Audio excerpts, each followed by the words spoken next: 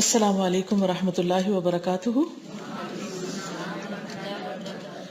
نحمده ونصلی علی رسولہ الکریم اما بعد فاعوذ باللہ من الشیطان الرجیم بسم اللہ الرحمن الرحیم رب اشرح لی صدری ویسر لی امری واحلل عقدۃ من لسانی یفقہوا قولی. آج انشاءاللہ ہم الاربعین النووی امام نووی کی جو 40 حدیث ہے اس کی حدیث نمبر 23 کا مطالعہ کریں گے. سب سے پہلے میں عربی پڑھوں گی، اس کا ترجمہ پڑھوں گی، پھر آپ میرے پیچھے عربی دہرائیں گے، پھر لفظی ترجمہ کریں گے. عربی میں حدیث سنیں گے اور اس کے بعد اس کی وضاحت ہوگی انشاءاللہ تعالی. الحدیث الثالث والعشرون الطہور شطر الایمان. عن ابی مالک الحارث بن عاصم الاشعری رضی اللہ عنہ قال قال رسول اللہ صلی اللہ علیہ وسلم الطہور شطر الایمان والحمد للہ تملأ المیزان وسبحان اللہ والحمد للہ تملأان او تملأ ما بین السماء والارض والصلاة نور والصدقة برہان والصبر ضیاء والقرآن حجۃ لک او علیک کل الناس یغدو فبائع نفسہ فمعتقها او موبقها. رواہ مسلم. ابو مالک حارث بن عاصم اشعری رضی اللہ عنہ سے روایت ہے کہ رسول اللہ صلی اللہ علیہ وسلم نے فرمایا طہارت ایمان کا حصہ ہے اور الحمدللہ کہنا میزان کو بھر دیتا ہے، اور سبحان اللہ اور الحمدللہ کہنے سے زمین اور آسمان کی درمیانی فضا بھر جاتی ہے، اور نماز نور ہے اور صدقہ دلیل ہے، پروف ہے، اور صبر روشنی ہے، اور قرآن تیرے حق میں حجت ہوگا یا تیرے خلاف حجت ہوگا. ہر شخص صبح کو اٹھتا ہے تو اپنے نفس کا سودا کرتا ہے، اپنے نفس کو بیچتا ہے، یا پھر اسے آزاد کرتا ہے یا ہلاک کرتا ہے. اچھا ہوگا اگر آپ میرے پیچھے عربی عبارت پڑھ لیں تاکہ آپ کے منہ سے بھی یہ الفاظ دہرائے جائیں جو رسول اللہ صلی اللہ علیہ وسلم نے فرمائے ہیں. الحدیث الثالث والعشرون الطہور شطر الایمان. عن ابی مالک الحارث بن عاصم الاشعری رضی اللہ عنہ قال قال رسول اللہ صلی اللہ علیہ وسلم الطہور شطر الایمان. تا کے اوپر پیش ہے تو الطہور شطر الایمان والحمد للہ تملأ المیزان وسبحان اللہ والحمد للہ تملأان او تملأ ما بین السماء والارض والصلاة نور والصدقة برہان والصبر ضیاء والقرآن حجۃ لک او علیک کل الناس یغدو فبائع نفسہ فمعتقها او موبقها. رواہ مسلم. الاسراع بالخیر. اب اس کا لفظی ترجمہ دیکھیں گے. ان ابی مالک، ابو مالک سے روایت ہے، الحارث ابن عاصم جن کا نام حارث بن عاصم ہے، الاشعری اشعری قبیلہ سے تعلق رکھتے ہیں جو اصلاً یمن سے تھا، رضی اللہ عنہ اللہ تعالیٰ ان سے راضی ہو جائے. قال وہ کہتے ہیں قال رسول اللہ صلی اللہ علیہ وسلم کہ رسول اللہ صلی اللہ علیہ وسلم نے فرمایا الطہور شطر الایمان. الطہور طہارت، پاکیزگی، صفائی، شطر حصہ یا نصف، الایمان ایمان کا، والحمدللہ اور الحمدللہ کہنا تملأ بھر دیتا ہے، المیزان میزان کو، وسبحان اللہ اور سبحان اللہ کہنا، والحمدللہ اور الحمدللہ کہنا تملأان یہ دونوں بھی بھر دیتے ہیں، او تملأ یا بھر دیتے ہیں ما بین السماء والارض جو بھی فضا آسمان و زمین کے درمیان میں ہر چیز کو، والصلاة نور اور نماز نور ہے، والصدقۃ برہان اور صدقہ دلیل ہے یا پروف ہے، والصبر ضیاء، اور صبر ایک روشنی ہے، والقرآن، اور قرآن حجت لک او علیک، یا تمہارے حق میں حجت ہے یا تمہارے خلاف حجت ہے. کل الناس، سب کے سب لوگ، یغدو، صبح کرتے ہیں، یعنی ہر وہ انسان جو صبح کے وقت اٹھتا ہے، فبائع نفسہ، تو اپنے نفس کا، اپنے آپ کا سودا کرتا ہے، فمعتقها، تو یا اس کو آزاد کر لیتا ہے، او موبقها، یا اس کو ہلاک کر دیتا ہے یا ہلاک کرنے والا ہوتا ہے. تو اس حدیث سے ہمیں پتہ چلتا ہے کہ مختلف کام جو ہم کرتے رہتے ہیں، مثلا طہارت کا اہتمام کرتے ہیں، ذکر کا کرتے ہیں، نماز پڑھتے ہیں، صدقہ دیتے ہیں، مشکلات پر صبر کرتے ہیں، تو ان سب کا ہمارے دین میں کیا مقام ہے، ان سب کو کرنے کا فائدہ کیا ہے. مثلا اگر ہم پاکیزگی اختیار کرتے ہیں تو کیوں، اور اس سے کیا فائدہ ہوتا ہے. اسی طرح اگر ہم ذکر کرتے ہیں سبحان اللہ الحمدللہ تو ہمیں کیا ملے گا، یا ہم نماز پڑھتے ہیں تو اس سے ہمیں کیا ملتا ہے، کیا حاصل ہوتا ہے. اسی طرح صدقہ دینے سے یا صدقہ سے کیا فائدہ ہے، صبر سے کیا فائدہ ہوگا، قرآن پڑھنے کا یا پڑھانے کا یا قرآن پر عمل کرنے کا کیا فائدہ ہوگا. کیونکہ یہ وہ ہال مارکس ہیں یا موٹے موٹے کام ہیں جو ایک مسلمان کو کرنے ہوتے ہیں، اور ہر روز ان میں سے کچھ نہ کچھ کسی نہ کسی وقت ہم کر ہی رہے ہوتے ہیں. لیکن بہت دفعہ یہ سب کچھ کرنا بس بے روح سا ہوتا ہے، اس لیے کر رہے کہ ہمیں کرنے کو کہہ دیا گیا، ہمیں حکم مل گیا، ہمارے ماں باپ کرتے تھے، یا مسلمان ہونے کے لیے ضروری ہے کہ ہم یہ سب کچھ کریں. لیکن اس کی جو اسپرٹ ہے یا اس کا جو مقصد ہے، پرپز ہے، یا اس کا جو فائدہ ہے، بینیفٹ، وہ ہمیں نہیں پتا ہوتا. اس لیے بعض اوقات نہیں بھی کرتے، کر سکتے بھی ہوتا تو چھوڑ دیتے. بعض اوقات ایک بوجھ سمجھ کے کرتے ہیں، بعض اوقات بس سر سے اتارنے والی کرتے ہیں. تو اس لیے بہت ضروری ہے کہ انسان ان سب چیزوں کی حقیقت کو جانے، ان سب چیزوں کا فائدہ سمجھے، تاکہ پھر انسان خوشی کے ساتھ کرے، بھرپور طریقے سے کرے، پوری روح کے ساتھ کرے، اور اس کا جو بینیفٹ ملنا چاہیے وہ بھی ملے. اب ایک تو یہ ہے کہ ہم خود اپنی عقل سے، اپنے فلسفوں سے ان چیزوں کے فائدے بتاتے رہتے ہیں، اور ایک یہ ہے کہ خود نبی صلی اللہ علیہ وسلم نے ان چیزوں کا حقیقی مقام بتا دیا ہے. تو زیادہ بہتر بات اللہ کے رسول صلی اللہ علیہ وسلم کی ہے جو ہمارے پاس یہ دین لے کر آئے. تو آئیے دیکھتے ہیں کہ وہ کیا فرماتے ہیں کہ سب کچھ کیا ہے، اس کی حقیقت کیا ہے. سب سے پہلے تو پاکیزگی، طہارت، صفائی، اس کی کیا حیثیت ہے دین میں. اس کو ایمان کا حصہ قرار دیا گیا ہے. شطر کا ایک معنی آدھا بھی ہوتا ہے کہ آدھا ایمان ہے، گویا آدھا ایمان پاک رہنا ہے اور باقی سب کچھ پھر اس کے بعد قبول ہوگا. پاکیزگی دو طرح کی ہوتی، قرآن مجید میں دونوں طرح یہ لفظ استعمال ہوا ہے طہارت کا. ظاہری میل کچیل کے لیے بھی استعمال ہوا ہے اور باطنی طہارت کے لیے بھی استعمال ہوا ہے، گناہوں اور شرک کی نجاست کو دور کرنے کے لیے بھی، اور اس کے علاوہ ظاہری طہارت کے لیے بھی. کہ طہارت دو طرح کی ہوتی ہے، ایک ہوتی ہے ظاہری اور ایک ہوتی باطنی. ظاہری طہارت جسم سے، کپڑوں سے، ظاہری چیزوں سے نجاست، گندگی اور میل دھو ڈالنا، صاف ستھرا کر دینا اس کو. اور باطنی طہارت کیا ہوتی ہے کہ انسان اپنے دل کو ہر طرح کے برے خیالات سے، حسد سے، بغض سے، کینے سے، شرک سے، نفاق سے پاک کرے. انسان خواہ کتنی بھی ظاہری عبادات کرتا رہے، لیکن اگر اس کو وضو ہی نہیں ہے، یا وضو بھی ہے اور اس کا دل صاف نہیں ہے، اس کے دل میں اللہ کی محبت ہی نہیں ہے، اس کے دل میں شرک اور نفاق کے لیے کوئی بغض ہی نہیں ہے، اور اس کا دل حسد سے خالی ہی نہیں ہے، تو اس کا دین کیسے مکمل ہوگا. تو اس لیے طہارت خواہ ظاہری ہو یا باطنی، ہمارے دین نے طہارت کو، یہ صفائی کو اتنی زیادہ اہمیت دی ہے کہ اسے ایمان کا حصہ قرار دے دیا ہے. یعنی کسی شخص کا ایمان مکمل ہی نہیں ہوتا جب تک کہ وہ پاک صاف نہیں ہوتا، اور اس کے لیے مسلسل کوشش کرتے رہنے کی ضرورت ہے. جس طرح ہم ہر روز نہاتے ہیں، وضو کرتے ہیں، کپڑے بدلتے ہیں، کیوں؟ پاکیزگی اور صفائی کے لیے.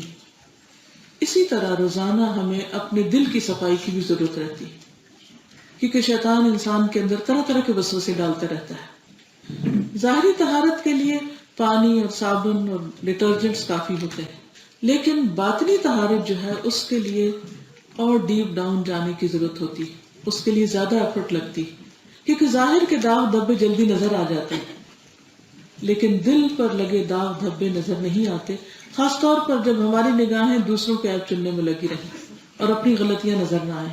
تو اس لیے ہمیں مادی اور روحانی دونوں طرح کی طہارت کا اہتمام کرنا چاہیے، اسی سے ہمارا ایمان مکمل ہوگا۔ یہاں اگر ہم ظاہری معنوں میں لیں تو سب سے پہلے جو شرط ہے نماز کی وہ وضو ہے۔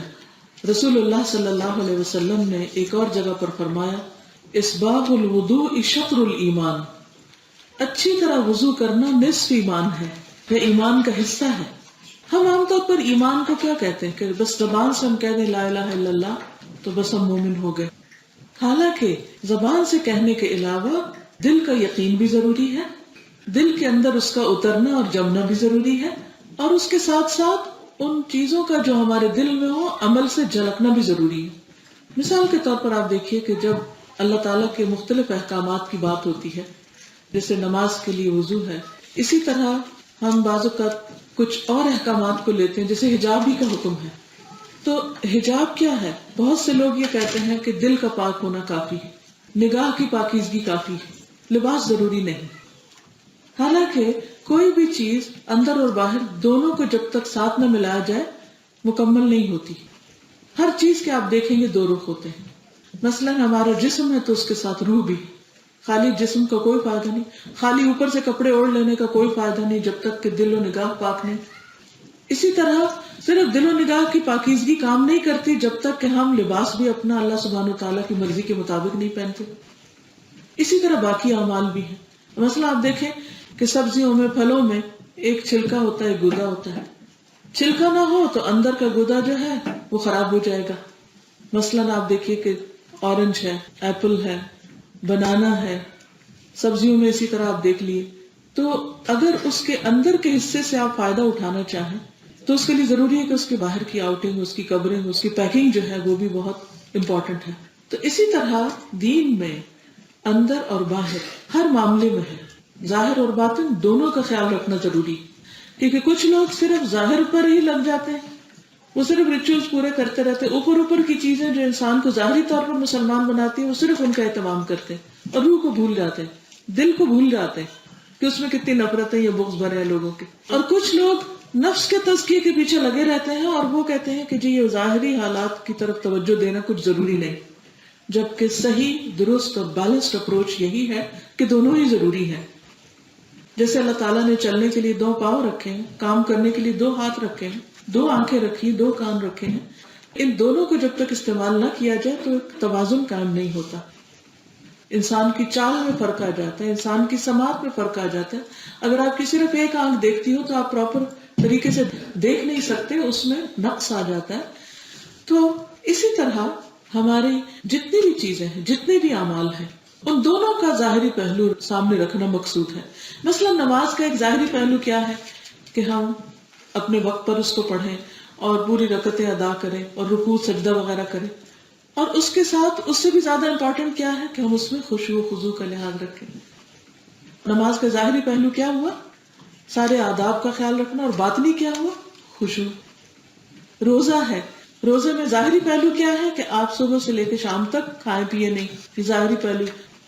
باطنی کیا ہے کہ آپ جھوٹ بولنا بھی چھوڑیں اور آپ اپنی نگاہوں کا بھی روزہ رکھیں، اپنے کانوں کا بھی رکھیں، اپنی زبان کا بھی رکھیں۔ صرف پیٹ کا روزہ کافی نہیں ہے بلکہ اس کے روحانی پہلو کو بھی مد نظر رکھیں، کیونکہ نبی صلی اللہ علیہ وسلم نے فرمایا جس نے روزہ رکھ کر جھوٹ بولنا اور اس پر عمل کرنا نہ چھوڑا تو اللہ تعالیٰ کو اس بات کی کوئی ضرورت نہیں کہ وہ شخص کھانا پینا چھوڑ دے۔ اور کتنے ہی روزہ دار ایسے ہیں جن کو بھوک پیاس کے سوا کچھ نہیں ملتا، کیونکہ وہ صرف ظاہری بھوکے پیاسے رہتے ہیں، اصل روزہ نہیں رکھتے، جس کا مطلب ہے اپنے آپ کو گناہوں سے اور برے خیالات وغیرہ سے بھی بچانا۔ اسی طرح آپ دیکھیے زکوٰۃ ہے، تو زکوٰۃ میں بھی دونوں پہلو ہیں، ایک تو ہے مال دینا، لیکن وہ صرف مال دینا نہیں ہوتا، یعنی مال کا ایک مخصوص پرسنٹیج، اس کے ساتھ انسان کے اندر سے بخل وغیرہ کے جذبات بھی نکلتے ہیں، یعنی اندر کی طہارت بھی ہوتی، جیسے قرآن مجید میں آتا ہے خذ من اموالہم صدقۃ تطہرہم بہا، ان کے مالوں سے صدقہ لیجئے اور اس کے ذریعے ان کو پاک کیجئے. تو طاہرم طہارت کا لفظ ہے، وہاں بھی طہور ہے، یعنی یہی چیز استعمال ہوئی ہے. گویا صدقہ جو ہے یا زکوٰۃ جو ہے وہ انسان کی باطنی روحانی پاکیزگی کا ذریعہ بنتی اور مال کی بھی پاکیزگی ہوتی. اسی طرح حج کا بھی ایک ظاہری پہلو ہے کہ آپ یہاں سے جاتے ہیں مکہ اور آپ طواف کرتے ہیں، منی عرفات میں جاتے ہیں، یہ کیا ہے دراصل آپ کا ظاہری پہلو ہے، اور قربانی کرتے ہیں. لیکن اللہ سبحانہ وتعالیٰ کیا فرماتے ہیں؟ لَن يَنَالَ اللَّهَ لُحُومُهَا وَلَا دِمَاؤُهَا وَلَكِنْ يَنَالُهُ التَّقْوَى مِنْكُمْ. اللہ کو ان جانوروں کا خون اور گوشت نہیں پہنچتا، یہ نہیں آسمان پہ جاتا، وہ تمہارے دلوں کا تقویٰ جاتا ہے. تو اگر آپ غور فرمائیں گے تو پورے دین کے اندر ظاہری ریچولز کے ساتھ ساتھ دل کی قوت اور دل کی صفائی اور دل کا اس عمل میں ساتھ ہونا بے حد ضروری ہے، تب وہ چیز اپنی اصل مطلوب کو پہنچتی ہے. تو یہاں بھی سب سے پہلے طہارت کا ذکر کیا گیا، یعنی ظاہری چیزوں سے پہلے باطنی، اور پھر یہ باطن کی طہارت ظاہری عمل سے حاصل ہوتی ہے. اب اگر کوئی کہے کہ نہیں مجھے وضو کی ضرورت نہیں، میں ویسے ہی اپنے دل کو پاک کر لوں گا، تو یہ ممکن نہیں. وضو آپ کے صرف جسم کو پاک نہیں کرے گا، آپ کے دل کو بھی ایک احساس دے گا کہ آپ پاک ہیں. ویسے بہت سے لوگ یہ سوچتے ہیں کہ اگر بعض اوقات مریض ہے، وضو نہیں کر سکتے یا پانی نہیں ہے تو وضو نہیں کر پاتے، آپ کو تیمم کرنا ہوتا ہے، تو اس کی کیا ضرورت ہے، آپ کچھ بھی نہ کریں اور نماز پڑھ لیں. لیکن آپ دیکھیں گے کہ تیمم کرنے اور نہ کرنے میں بہت بڑا فرق ہے. خواہ وہ مٹی ہی سے آپ اپنے آپ کو صاف کرتے ہیں، لیکن اس ظاہری عمل سے فوراً آپ کے دل کی کیفیت بدل جاتی ہے، آپ کا احساس بدل جاتا ہے، آپ سمجھتے ہیں کہ اب آپ نماز کے قابل. حالانکہ اگر آپ کے جسم کے اندر سے کچھ باہر آتا ہے، جسم ہوا ہی باہر آتی ہے، تو اس سے کوئی چیز نجس تو نہیں ہو جاتی، کوئی گندے تو نہیں ہو جاتے آپ، لیکن وہ ایک بہرحال نجس چیز تو ہے اٹ سیلف، چاہے وہ سالڈ نہیں ہے لیکن پھر بھی اس کے باہر آنے سے گندگی کا احساس تو ہوتا ہے. اور اس احساس کو دور کرنے کے لیے وضو نہیں تو تیمم ضروری ہے. تو اس سے یہ پتہ چلتا ہے کہ جس طرح ہمارا جسم اور روح باہم گندھے ہوئے ہیں، ایک دوسرے کے ساتھ مکسڈ ہے. مثلا ہمارا ہاتھ ہلتا ہے کیونکہ اس کے اندر وہ روح موجود ہے. اگر انسان فوت ہو جائے تو ہاتھ ہلنا بند کر دیتا ہے. تو دونوں مل کے ہی اپنا کام کر سکتے ہیں، فنکشنل ہوتے ہیں اور اپنا مقصد پورا کر سکتے ہیں. اسی طرح ہمارے دین میں جتنے بھی ظاہری عمل ہیں، خواہ وہ حجاب کا حکم ہے یا نماز کا حکم ہے یا طہارت کے وضو کا حکم ہے، یہ سارے ہمارے باطن کے ساتھ جڑے ہوئے ہوتے ہیں، ان کو الگ الگ نہیں کر سکتے. آپ وضو کے بغیر نماز ادا کریں گے تو وہ نماز ادا ہی نہیں ہوگی اور وہ روحانیت پیدا ہی نہیں ہوگی. اسی طرح حجاب کے بغیر آپ سمجھتے ہیں کہ باقی اگر ریچولز آپ ادا کر رہے ہیں تو وہ روحانیت پیدا ہی نہیں ہوگی جو اللہ سبحانہ وتعالیٰ کے حکم پر عمل کرنے سے ہوگی، کیونکہ آپ کا دل پاک ہے. آپ مردوں کی نگاہوں کو کیسے پاک کریں گے؟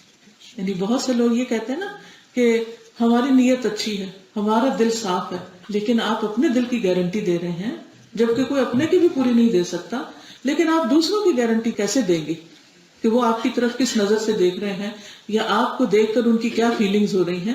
تو اللہ سبحانہ وتعالیٰ ہم سے زیادہ جاننے والا ہے نا، اس نے کسی وجہ سے کسی مقصد سے یہ حکم رکھا. لیکن ہم کیا کرتے ہیں؟ اپنی مرضی سے پک اینڈ چوز کرتے ہیں. دین کے کچھ حصوں پہ جو ہماری پسند اور کنوینئنس کے ہوتے ہیں ان پہ ہم عمل کر لیتے ہیں، اور جس میں ہمیں کچھ مشکل نظر آتی ہے وہ ہم چھوڑ دیتے ہیں. طبیعتیں مختلف طرح کی ہوتی ہیں، کچھ لوگوں کو ایک چیز آسان لگتی، کچھ کو دوسری لگتی.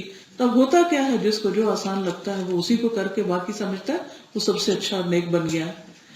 تو بہرحال ہمیں ظاہر اور باطن دونوں کا خیال رکھنا ہے. اور جہاں تک وضو کرنے کا تعلق ہے تو یہ یاد رکھیے کہ رسول اللہ صلی اللہ علیہ وسلم نے فرمایا طہارت کے بغیر نماز قبول نہیں ہوتی، یعنی وضو کے بغیر نماز نہیں ہوتی. رسول اللہ صلی اللہ علیہ وسلم نے فرمایا تم میں سے کوئی آدمی ایسا نہیں جو وضو کے پانی سے کلی کرے اور پانی ناک میں ڈالے اور ناک صاف کرے مگر یہ کہ اس کے منہ اور نتنوں کے گناہ جھڑ جاتے ہیں. پھر جب غموض ہوتا ہے جس طرح اللہ نے اسے حکم دیا ہے، یعنی کوئی حصہ بھی خشک نہ رہے، تو اس کے چہرے کے گناہ اس کی داڑھی کے کناروں کے ساتھ لگ کر پانی کے ساتھ گر رہے ہوتے ہیں. پھر جب اپنے پاؤں ٹخنوں تک دھوتا ہے تو دونوں پاؤں کے گناہ انگلیوں کے پوروں کی طرف سے پانی کے ساتھ گر جاتے ہیں. پھر اگر وہ کھڑے ہو کر نماز پڑھے، اللہ کی حمد و ثنا کرے، اس کی بزرگی اور اس کی شان بیان کرے اور اپنے دل کو خالص اللہ کے لیے فارغ کر لے، نماز میں ادھر ادھر کی سوچے نہ سوچے، تو وہ آدمی اپنے گناہوں سے اس طرح پاک اور صاف ہو جاتا ہے جس طرح کہ آج ہی اس کی ماں نے اسے جنم دیا ہے. اب وہ بظاہر کیا کر رہا ہے؟ پانی سے دھو رہا ہے اور کچھ ایکشنز کر رہا ہے، لیکن یہ سارا کچھ پیوریفیکیشن کا عمل اس کے گناہوں کو صاف کرنے کا ذریعہ بن رہے ہیں. پھر اسی طرح یہ ہے کہ انسان صرف وضو اور صرف نماز سے ہی اپنے آپ کو پاک صاف نہیں کرتا، بلکہ شرک کو بھی قرآن مجید میں نجاست کہا گیا ہے. شرک کی گندگی سے بھی اپنے آپ کو پاک کرنا ضروری ہے کہ اللہ سبحانہ وتعالیٰ کے برابر یا اس سے اوپر کسی اور کو نہیں کرنا، خواہ وہ کوئی بھی ہو، کتنا بھی بڑا نیک انسان کیوں نہ ہو، کیونکہ اللہ سبحانہ وتعالیٰ خالق ہے اور باقی سب مخلوق ہیں. ساری قدرت، سارا اختیار، سارا غلبہ اللہ کے پاس ہے. اللہ سبحانہ وتعالیٰ نے پیدا کیا، وہی رزق دیتے ہیں، وہی ساری حاجتیں پوری کرتے ہیں، ہر بلا وہی ٹالتے ہیں، ہر مشکل میں وہی کام آتے ہیں. اس لیے کسی اور کو یہ صفات نہیں دی جا سکتی. پھر اس کے بعد دوسری چیز جس کا ذکر یہاں کیا گیا ہے وہ ہے الحمدللہ کہنا، یعنی ذکر کرنا. الحمدللہ تملا المیزان. حمد یعنی اللہ سبحانہ تعالیٰ کی تعریف کرنا، یہ اللہ سبحانہ تعالیٰ کو بہت زیادہ پسند ہے. اور جب بندہ دل سے الحمدللہ کہتا ہے تو اس کا اجر و ثواب اتنا زیادہ ہوتا ہے گویا کہ ایک میزان، ترازو بھر گیا. وہ میزان کون سا ہے؟ جو آخرت میں انسانوں کے نام اعمال کو تولنے کے لیے رکھا جائے گا. پھر آپ سوچیں گے کہ اگر ایک دفعہ کہنے سے بھر جاتا ہے تو باقی ہمیں کچھ کرنے کی کیا ضرورت ہے؟ بات یہ ہے کہ ہم ایک طرف تو بھرتے ہیں اور دوسری طرف ساتھ ہی سوراخ کر دیتے ہیں اور خالی کر دیتے ہیں اس کو. اسی کو جہاد کہتے ہیں. یہ اسٹرگل، یہ جدوجہد، یہ ایفرٹ چلتی رہے گی حتیٰ کہ آخری وقت آ جائے اور اس وقت فیصلہ ہوگا کہ خاتمہ کس پر ہوا، اینڈ کہاں پر ہوا. اور اگر اس وقت انسان کے پلڑے بھاری ہیں اور وہ اللہ کا شکر ادا کرتے ہوئے دنیا سے گیا، الحمدللہ کہتے، لا الہ الا اللہ کہتے، تو پار لگ گیا. اور جہاں تک میزان کا تعلق ہے تو اس پر ایمان لانا بھی ضروری ہے. آخرت پر ایمان کے حصہ ہے یہ. قرآن مجید میں آتا ہے وَنَدَعُ الْمَوَازِينَ الْقِسْطَ لِيَوْمِ الْقِيَامَةِ فَلَا تُظْلَمُ نَفْسٌ شَيْئًا وَإِنْ كَانَ مِثْقَالَ حَبَّةٍ مِّنْ خَرْدَلٍ أَتَيْنَا بِهَا وَكَفَى بِنَا حَاسِبِينَ. اور ہم قیامت کے دن ایسے ترازو رکھیں گے جو عین انصاف والے ہوں گے، یعنی اللہ کے اسکیل جو ہیں ان میں کسی قسم کی کوئی زیادتی نہیں ہوگی، کوئی ناانصافی نہیں ہوگی، بالکل پورا جسٹس ہوگا جس کا کوئی دنیا میں تصور بھی نہیں کر سکتا. فرمایا پھر کسی شخص پر کچھ ظلم نہ کیا جائے گا، اور اگر ایک رائی کے دانے کے برابر، مسٹرڈ کا ایک دانہ، ایک چھوٹا سا سیڈ، اس کے برابر بھی کسی کا کوئی اچھا عمل ہوگا تو ہم اسے سامنے لے آئیں گے، وہ بھی سامنے آئے گا، میزان کے اندر رکھا جائے گا. وہ اگر جیسے ہوتا نا بعض اگر کوئی چیز تول رہے ہوتے، کوئی باہر گر جاتی تو باہر نہیں گرنے دی جائے گی، وہ بھی اندر ہی رکھا جائے گا اور اس کو بھی تولا جائے گا. اتنی ڈیٹیل کے ساتھ اللہ سبحانہ وتعالیٰ جسٹس کریں گے، اور ہم حساب لینے والے کافی ہیں، یعنی سارے بندوں کا حساب بیک وقت اللہ تعالیٰ لے لیں گے. پھر اسی طرح یہ ہے کہ یہ کتنا بڑا ہوگا ترازو، کتنا بڑا اسکیل ہے، اس کے بارے میں ہمیں ایک حدیث سے پتہ چلتا ہے. رسول اللہ صلی اللہ علیہ وسلم نے فرمایا قیامت کے دن بہت بڑے اسکیلز رکھے جائیں گے، ترازو رکھے جائیں گے کہ ان میں زمین اور آسمان کا بھی وزن کیا جا سکے، وہ بھی اس میں رکھے جا سکتے. اتنے بڑے اسکیلز ہیں. فرشتے پوچھیں گے یہ ترازو کس کے لیے وزن کریں گے، یعنی اسکیلز میں کیا تولا جائے گا، اتنے بڑے، اتنے ہیوج. اللہ تعالیٰ فرمائیں گے میں اپنی خلقت میں سے جس کے لیے چاہوں گا. فرشتے کہیں گے سبحانک ما عبدناک حق عبادتک، اے اللہ تو پاک ہے، ہم تیری عبادت ویسی نہ کر سکے جیسا کرنے کا حق تھا. یہ فرشتے بولیں گے جو دن رات اللہ کی عبادت کرتے، کبھی گناہ نہیں کرتے. وہ کہیں گے اللہ ہم نے تیری عبادت کا حق ادا نہیں کیا. تو ہم سب اپنے بارے میں سوچیں کہ ہم ٹوٹی پھوٹی عبادت کر کے ہی خوش ہو جاتے ہیں. حقیقت یہ کہ ہم بھی عبادت کا حق ادا نہیں کر سکتے. کچھ بھی ہم کر لیں تو ہمیشہ ہمارے اندر ایک عاجزی رہنی چاہیے کہ یا رب ہم نے تیرا حق ادا نہیں کیا، تو ہمیں کچھ کرنے کی توفیق عطا فرما. تو یہ اتنے بڑے میزان جو ہیں، اتنے بڑے ترازو جو ہیں، بعض اوقات ان کے اندر ایک چھوٹی سی چیز رکھ دی جائے تو یہ اس کو بھر دیتے ہیں. اور وہ کیا ہے؟ دل سے کہا ہوا الحمدللہ، اللہ کی تعریف اور اللہ کا شکر ادا کرنا. حمد کے معنی میں پریز اور شکر دونوں آتے ہیں، لیکن اب دیکھیں کہ تعریف ہم بعض اوقات کسی بھی چیز کی کرتے ہیں. مثلا آپ اس ممبر کو دیکھیں تو آپ کہیں گے واو کتنا خوبصورت ہے، کیا زبردست آرٹ ہے. اب کس نے بنایا اس سے کوئی غرض نہیں، بس ٹھیک ہے یہ ماسٹر پیس نظر آ رہا ہے، آپ اس کی تعریف کر دیتے ہیں. اسی طرح بعض اوقات آپ اس کی تعریف کرتے ہیں جس سے آپ کو کوئی فیض پہنچتا ہے. مثلا آپ کو کوئی پانی کا گلاس پلاتا ہے تو آپ اس کو کہتے ہیں جزاک اللہ خیر، تھینک یو ویری مچ، بہت اچھا آپ نے پانی پلایا، وغیرہ وغیرہ. اب آپ کیا کر رہے ہیں؟ انسان کی کر رہے ہیں. تو بعض اوقات آپ اس کی تعریف کرتے ہیں جس کا آپ سے کوئی ریلیشن ہوتا ہے یا وہ آپ پر کوئی احسان کر رہا ہوتا ہے، اور بعض اوقات آپ اس چیز کی تعریف کر رہے ہوتے ہیں کہ جس کا آپ پر کوئی احسان نہیں، بس اس نے ایک اچھی چیز بنائی. تو اللہ سبحانہ و تعالیٰ کے لیے ہم دونوں طرح کی حمد کر رہے ہوتے ہیں. زمین و آسمان کو بھی دیکھ کے ہم اللہ کو یاد کر رہے ہوتے ہیں، اور پھر کچھ ایسی نعمتیں ہیں جو خاص ہمیں ملی ہوتی ہیں، پرسنل ہماری ہوتی ہیں، جو کسی اور کو نہیں ملی ہوتی، تو اس پر بھی ہم اس کا شکر ادا کر رہے ہوتے ہیں. الحمدللہ، ہر طرح کی تعریف، ہر طرح کا شکر اللہ سبحانہ و تعالیٰ کے لیے ہے. اور پھر رسول اللہ صلی اللہ علیہ وسلم نے فرمایا ہم سے بڑھ کر کوئی چیز اللہ تعالیٰ کو زیادہ پیاری نہیں. یعنی جب بندہ اللہ کی تعریف کرتا ہے، اللہ کا شکر ادا کرتا ہے، تو اللہ سبحانہ و تعالیٰ اس سے خوش ہو جاتا ہے. اب دیکھیے کہ دو طرح کے لوگ ہوتے ہیں. ایک وہ ہوتے ہیں جو اللہ کے فیصلوں پہ راضی ہوتے ہیں اور اللہ سبحانہ و تعالیٰ کی ہر حال میں تعریف کرتے ہیں. انہیں کچھ خوشی ملتی ہے تو بھی تعریف کرتے، تو بھی حمد کرتے ہیں. انہیں کوئی تکلیف پہنچتی ہے تو بھی حمد کرتے ہیں.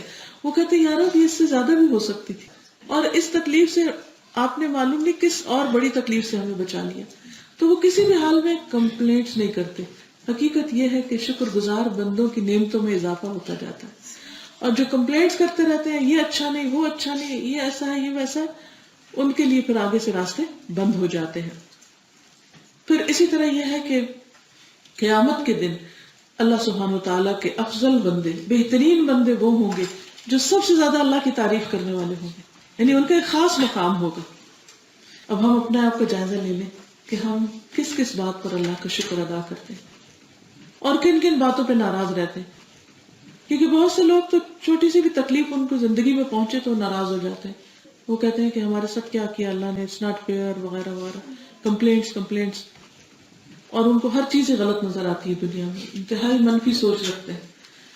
حالانکہ وہ ایسا کر کے اللہ تعالیٰ کا کچھ بھی نہیں بگاڑ سکتے اور اپنا وقت ضائع کر رہے ہوتے ہیں. دنیا میں بھی مصیبت میں پڑے رہتے ہیں اور آخرت میں بھی کہاں ان کا مقام ہوگا. پھر اس کے مقابلے میں وہ جو اللہ کی تعریف کرنے والے ہیں ان کا مقام کہیں بلند ہوگا. تو یہ ڈیسیژن تو ہمیں لینا ہے نا کہ ہم کیا کرنے والے ہیں، شکر گزار ہیں یا ناشکر ہیں. رسول اللہ صلی اللہ علیہ وسلم نے یہ بھی فرمایا کہ اللہ تعالیٰ کسی بندے پر نعمت فرمائے، یعنی کوئی بھی چیز اس کو ملے، مثلا اولاد ملی ہے، وہ مال ملا ہے، اور وہ نعمت پر الحمدللہ کہے، تو اس بندے نے جو دیا، جو کہا، وہ بہتر ہے اس سے جو اس نے لیا. یعنی آپ کو مثلاً 1,000,000 پاؤنڈز مل گئے اور آپ نے اس پر الحمدللہ کہا، تو یہ آپ کا جو ورڈ الحمدللہ اس 1,000,000 پاؤنڈ سے زیادہ ورتھ ہے، زیادہ ویلیوبل ہے، زیادہ قیمتی ہے. یعنی اللہ تعالیٰ کی شان دیکھیے کہ وہ اپنے بندے کی کس قدر فرماتے ہیں، اس سے کتنی محبت کرتے ہیں کہ وہ ایک چھوٹا سا بھی ایسا جملہ بولتا ہے کہ جس میں شکر گزاری، اپریسیشن ہے، تو وہ اس سے راضی ہو جاتا ہے. اللہ تعالیٰ کو راضی کرنا کچھ مشکل نہیں، لیکن یہ ہم پر ہے کہ ہم کتنے شکر گزار بندے بنتے ہیں. پھر اسی طرح آگے آتا ہے وَسُبْحَانَ اللَّهِ وَالْحَمْدُ لِلَّهِ تَمْلَآنِ. اور سبحان اللہ اور الحمدللہ کہنا دونوں ہی بھر دیتے ہیں. کیا بھر دیتے ہیں؟ اور تملأ ما بین السماء والارض، آسمان و زمین کے درمیان جو کچھ ہے اس سب کو بھر دیتے ہیں. یعنی اتنی بڑی نیکی ہے. یعنی ہر چیز ایک طرح سے کھل اٹھتی ہے کہ جب کوئی بندہ سبحان اللہ اور الحمدللہ کہتا ہے. اب اس میں آپ دیکھیے کہ سبحان اللہ اللہ پاک ہے اور الحمدللہ سب تعریف اللہ کے لیے.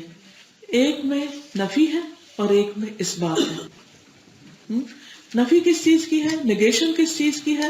کہ اللہ سبحانہ و تعالیٰ ہر اس چیز سے پاک ہے کہ جس سے اس کی شان میں کوئی نقص یا کوئی کمی واقع ہوتی ہے. اب مثلا اس کی شان میں کس چیز سے کمی ہو سکتی ہے، یا کون سی صفت ایسی ہے کہ جو کسی کی شان میں کمی کرتی ہے؟ جیسے سونا، اونگ لینا. قرآن مجید میں آیت الکرسی میں آتا ہے لا تأخذہ سنۃ ولا نوم، اس کو نہ نیند آتی نہ اونگ آتی، وہ کبھی سوتا ہی نہیں. always alert، always حی لا یموت، کبھی اس کو موت ہی نہیں آئے گی. کون سی چیز انسان کی قیمت کم کر دیتی؟ اس کی موت، اس کا بڑھاپا. اس کی کم عقلی. ایسی کوئی چیز اللہ سبحانہ تعالیٰ کے ساتھ ہے ہی نہیں. اور جب سے آسمان و زمین بنے ہیں اور جب تک قائم رہیں گے وہی ان کو سنبھالے ہوئے، وہی ان کو تھام رہا ہے. ایک سورج کو آپ دیکھیں کہ اس کے اندر کتنی گیسز جلتی چلی جا رہی ہے، جلتی چلی جا رہی ہے، اور اس کی ہیٹ جو ہے وہ پہنچتی چلی جا رہی ہے. اور ساری زمین پر اللہ سبحانہ تعالیٰ اس کو پورے 24 گھنٹے کے اندر سب تک وہ روشنی پہنچاتے ہیں. یہ سب کون کر رہا ہے؟ وہی کر رہا ہے. اور وہ زندہ ہے تو کر رہا ہے، اس کو نیند اور اونگ نہیں آتی تو کر رہا ہے. جو سو جائے، جو غافل ہو جائے تو ہر چیز ٹکرا کے رہ جائے. پھر اسی طرح یہ ہے کہ اللہ سبحانہ تعالیٰ کو کوئی تھکاوٹ لاحق نہیں ہوتی. یعنی ہم تو تھوڑا سا کام کر کے تھک جاتے ہیں. کوئی بھی ہیومن بینگ، کوئی بھی سپر مین، کسی کا بھی آپ ذکر کر لیں، سب کو سونے کی ضرورت ہوتی، سب کو آرام کی ضرورت ہوتی. کوئی کسی بھی بڑے مقام پر پہنچے، جو بڑے سے بڑا زاہد، بڑے سے بڑا عالم، بڑے سے بڑا عقل مند پڑھا لکھا انسان 8 گھنٹے 10 گھنٹے 12 گھنٹے 14 گھنٹے 18 گھنٹے 20 گھنٹے کہتے ہیں نا، فلاں 20 گھنٹے کام کرتا ہے پر 4 گھنٹے اس کو آرام چاہیے. کوئی ہو سکتا 22 گھنٹے کام کرتے ہیں، ان کو 2 گھنٹے آرام چاہیے. ہو سکتا ہے پھر 23 گھنٹے کام کرتا ہو تو گھنٹہ تو اس کو آرام چاہیے اگلے دن کے لیے کام کرنے کے لیے، جس کے اس کی باڈی کو ریپیئر کی ضرورت ہوتی ہے. اور جب وہ 1 گھنٹہ سو جاتا ہے تو اس کا کام رک جاتا ہے، تو کچھ بھی نہیں کر سکتا. وہ اس کا مائنس ہو رہا ہے ٹائم، اس کا پروڈکٹیو ٹائم تو نہیں. ہاں، مومن کا ٹائم وہ بھی پروڈکٹیو ہے کیونکہ وہ اس لیے سوتا ہے تاکہ مزید اچھے کام کرنے کے لیے اپنے آپ کو تیار کرے. پھر اسی طرح اللہ سبحانہ و تعالیٰ مخلوق کی مشابہت سے پاک ہے، یعنی کسی بھی کریشن کی طرح نہیں ہے، وہ ان سب سے ابو ہے، سپیریئر ہے. لیس کمثلہ شیء. تو جب انسان سبحان اللہ کہتا ہے تو جتنی بھی اس طرح کی چیزیں ہیں، یعنی موت ہے، نیند ہے، اونگ ہے، تھکاوٹ ہے، کسی بھی صفت میں کوئی کمی ہے، ان سب چیزوں سے وہ پاک ہے. جب ہم کہتے ہیں نا سبحان اللہ، اس کا مطلب کیا ہوتا ہے؟ سبحان اللہ، اللہ ہر عیب سے پاک ہے، ہر کمی سے پاک ہے. تو ہم ہر منفی چیز کی نگیشن کر دیتے ہیں کہ وہ اللہ تعالیٰ میں نہیں ہے، اللہ تعالیٰ اس سے ابو ہے. اور الحمدللہ جو بھی اس نے کیا اس سب پہ ہم اس کی تعریف کرنے والے ہیں، اس کا شکر ادا کرنے والے. اب ان دو کو ملا کر جب پڑھتے ہیں تو اس کی بڑی فضیلت ہے. یعنی اللہ کی حمد اور تسبیح جب کٹھی ہوتی ہے تو اور زیادہ اس کا فائدہ ہوتا ہے. خالی الحمدللہ کہنا بھی فائدہ مند ہے، لیکن جب سبحان اللہ والحمدللہ کہتے ہیں تو اور بھی زیادہ فائدہ مند ہوتا ہے، کیونکہ ایک میں ہم نگیشن کر رہے ہوتے ہیں اور ایک میں افرمیشن کر رہے ہوتے ہیں. رسول اللہ صلی اللہ علیہ وسلم سے سوال کیا گیا کون سا کلام افضل ہے؟ فرمایا جو اللہ نے اپنے فرشتوں اور بندوں کے لیے چنا، سبحان اللہ و بحمدہ. اور وہ حدیث تو سب کو پتا ہے کہ 2 کلمے ہیں جو زبان پہ بہت ہلکے، میزان میں بہت بھاری اور رحمان کو بہت پیارے، سبحان اللہ و بحمدہ، سبحان اللہ العظیم. پھر آپ دیکھیے کہ یہ جو تسبیح ہے یہ ساری مخلوق کی نماز ہے، ساری مخلوق تسبیح کرتی، سبحان اللہ کرتی. قرآن مجید میں آتا ہے سورۃ بنی اسرائیل میں بھی اور دیگر سورتوں میں بھی، وَإِن مِّن شَيْءٍ إِلَّا يُسَبِّحُ بِحَمْدِهِ، کوئی چیز ایسی نہیں جو اللہ کی حمد کے ساتھ اس کی تسبیح نہ کر رہی ہو. وَلَٰكِن لَّا تَفْقَهُونَ تَسْبِيحَهُمْ، لیکن تم ان کی تسبیح نہیں سمجھتے. تو ذرہ ذرہ تسبیح کر رہا ہے. تو یہ ان کی نماز ہے. اب ان کی اپنی بولی زبان انداز ورڈز کیسے ہیں، لیکن ہمیں یہی پتہ چلتا ہے کہ یہ ان کی نماز ہے. پھر اسی طرح انہیں تمام مخلوق کی نماز ہے. اس کی دلیل کیا ہے؟ اس کی دلیل یہ حدیث ہے، سلسلہ صحیحہ میں آتا ہے کہ سبحان اللہ و بحمدہ کا ورد کرتے رہنا کہ یہ ہر چیز کی نماز ہے، اور اس کے ذریعے مخلوق کو رزق ملتا ہے. رائٹ؟ تو یہ تسبیح جو ہے یہ انسان کے رزق میں بھی اضافے کا ذریعہ ہے، اللہ تعالیٰ کو راضی کرتی. پھر انسان کے غم اور دکھ اور پریشانیاں بھی اس سے دور ہوتی. تو اس لیے ان تسبیحات کا ورد کرتے رہنا چاہیے. پھر اسی طرح یہ ہے کہ گناہ بھی مٹتے ہیں، اس سے گناہ مٹتے اور جھڑتے ہیں. جو شخص ایک دن میں 100 بار سبحان اللہ و بحمدہ ہی پڑھتا ہے تو اس کے گناہ معاف کر دیے جاتے ہیں، اگرچہ وہ سمندر کی جھاگ کے برابر ہی کیوں نہ ہو. تو اس لیے دن میں ایک تسبیح تو لازمن کیجیے. کوئی ایک وقت مقرر کر لیجیے جس وقت آپ لازمن اس جگہ پر موجود ہو. مثلا کچن میں کام کر رہے ہیں تو جو ہی اندر آپ گئے سبحان اللہ و بحمدہ سبحان اللہ العظیم پڑھنا شروع کر دیں. اور اگر کام کر رہے ہیں ہاتھوں پہ نہیں بھی گن سکتے تو ایک ٹائمنگ کر لیں کہ اگر 5 منٹ تک میں پڑھوں گی تو 100 ہو جائے گا، یا 10 منٹ تک پڑھوں گی. تو تھوڑا سا صرف پلان کرنا ہوتا ہے انسان کو، اور جو پلان کر لیتا ہے ٹائم فکس کر لیتا ہے، جیسے ایک ٹائم ٹیبل اپنا بنا لیتا ہے، تو پھر وہ چیز مس نہیں ہوتی. اور بہت سی مصروفیات کے اندر سے بھی ٹائم نکل آتا ہے. ورنہ کیا ہوتا ہے جب وہ اوپن اینڈ پہ چیزیں چھوڑ دیتے ہیں نا، اچھا کل کر لیں گے، پرسوں، اچھا پھر ہو جائے گا، صبح ہو جائے گا، شام ہو جائے گا، ایسا نہیں ہوتا. اسی لیے تو اللہ تعالیٰ نے 5 نمازوں کا وقت مقرر کیا ہے، ورنہ ہم سب کچھ رات پہ چھوڑ دیتے اور رات سو جاتے. انگلیوں پہ پڑھنا بہتر ہے کیونکہ انگلیاں گواہی دیں گی، بولیں گی. ٹھیک ہے. اور اگر آپ کے پاس گننے کا ٹائم نہیں، آپ آٹا گوندھ رہے ہیں، سبزی کاٹ رہے ہیں، انگلیاں بھی نہیں کر رہے، تو چھوڑیے نہیں، بس پڑھتے جائیے. ٹھیک ہے. پھر سبحان اللہ العظیم و بحمدہ جو ہے، جنت میں کھجور کا ایک درخت لگتا ہے اس سے، جیسے کہ پہلے بھی میں نے ذکر کیا تھا. پھر اسی طرح اللہ تعالیٰ کے راستے میں سونا خرچ کرنے سے بھی زیادہ بہتر عبادت ہے.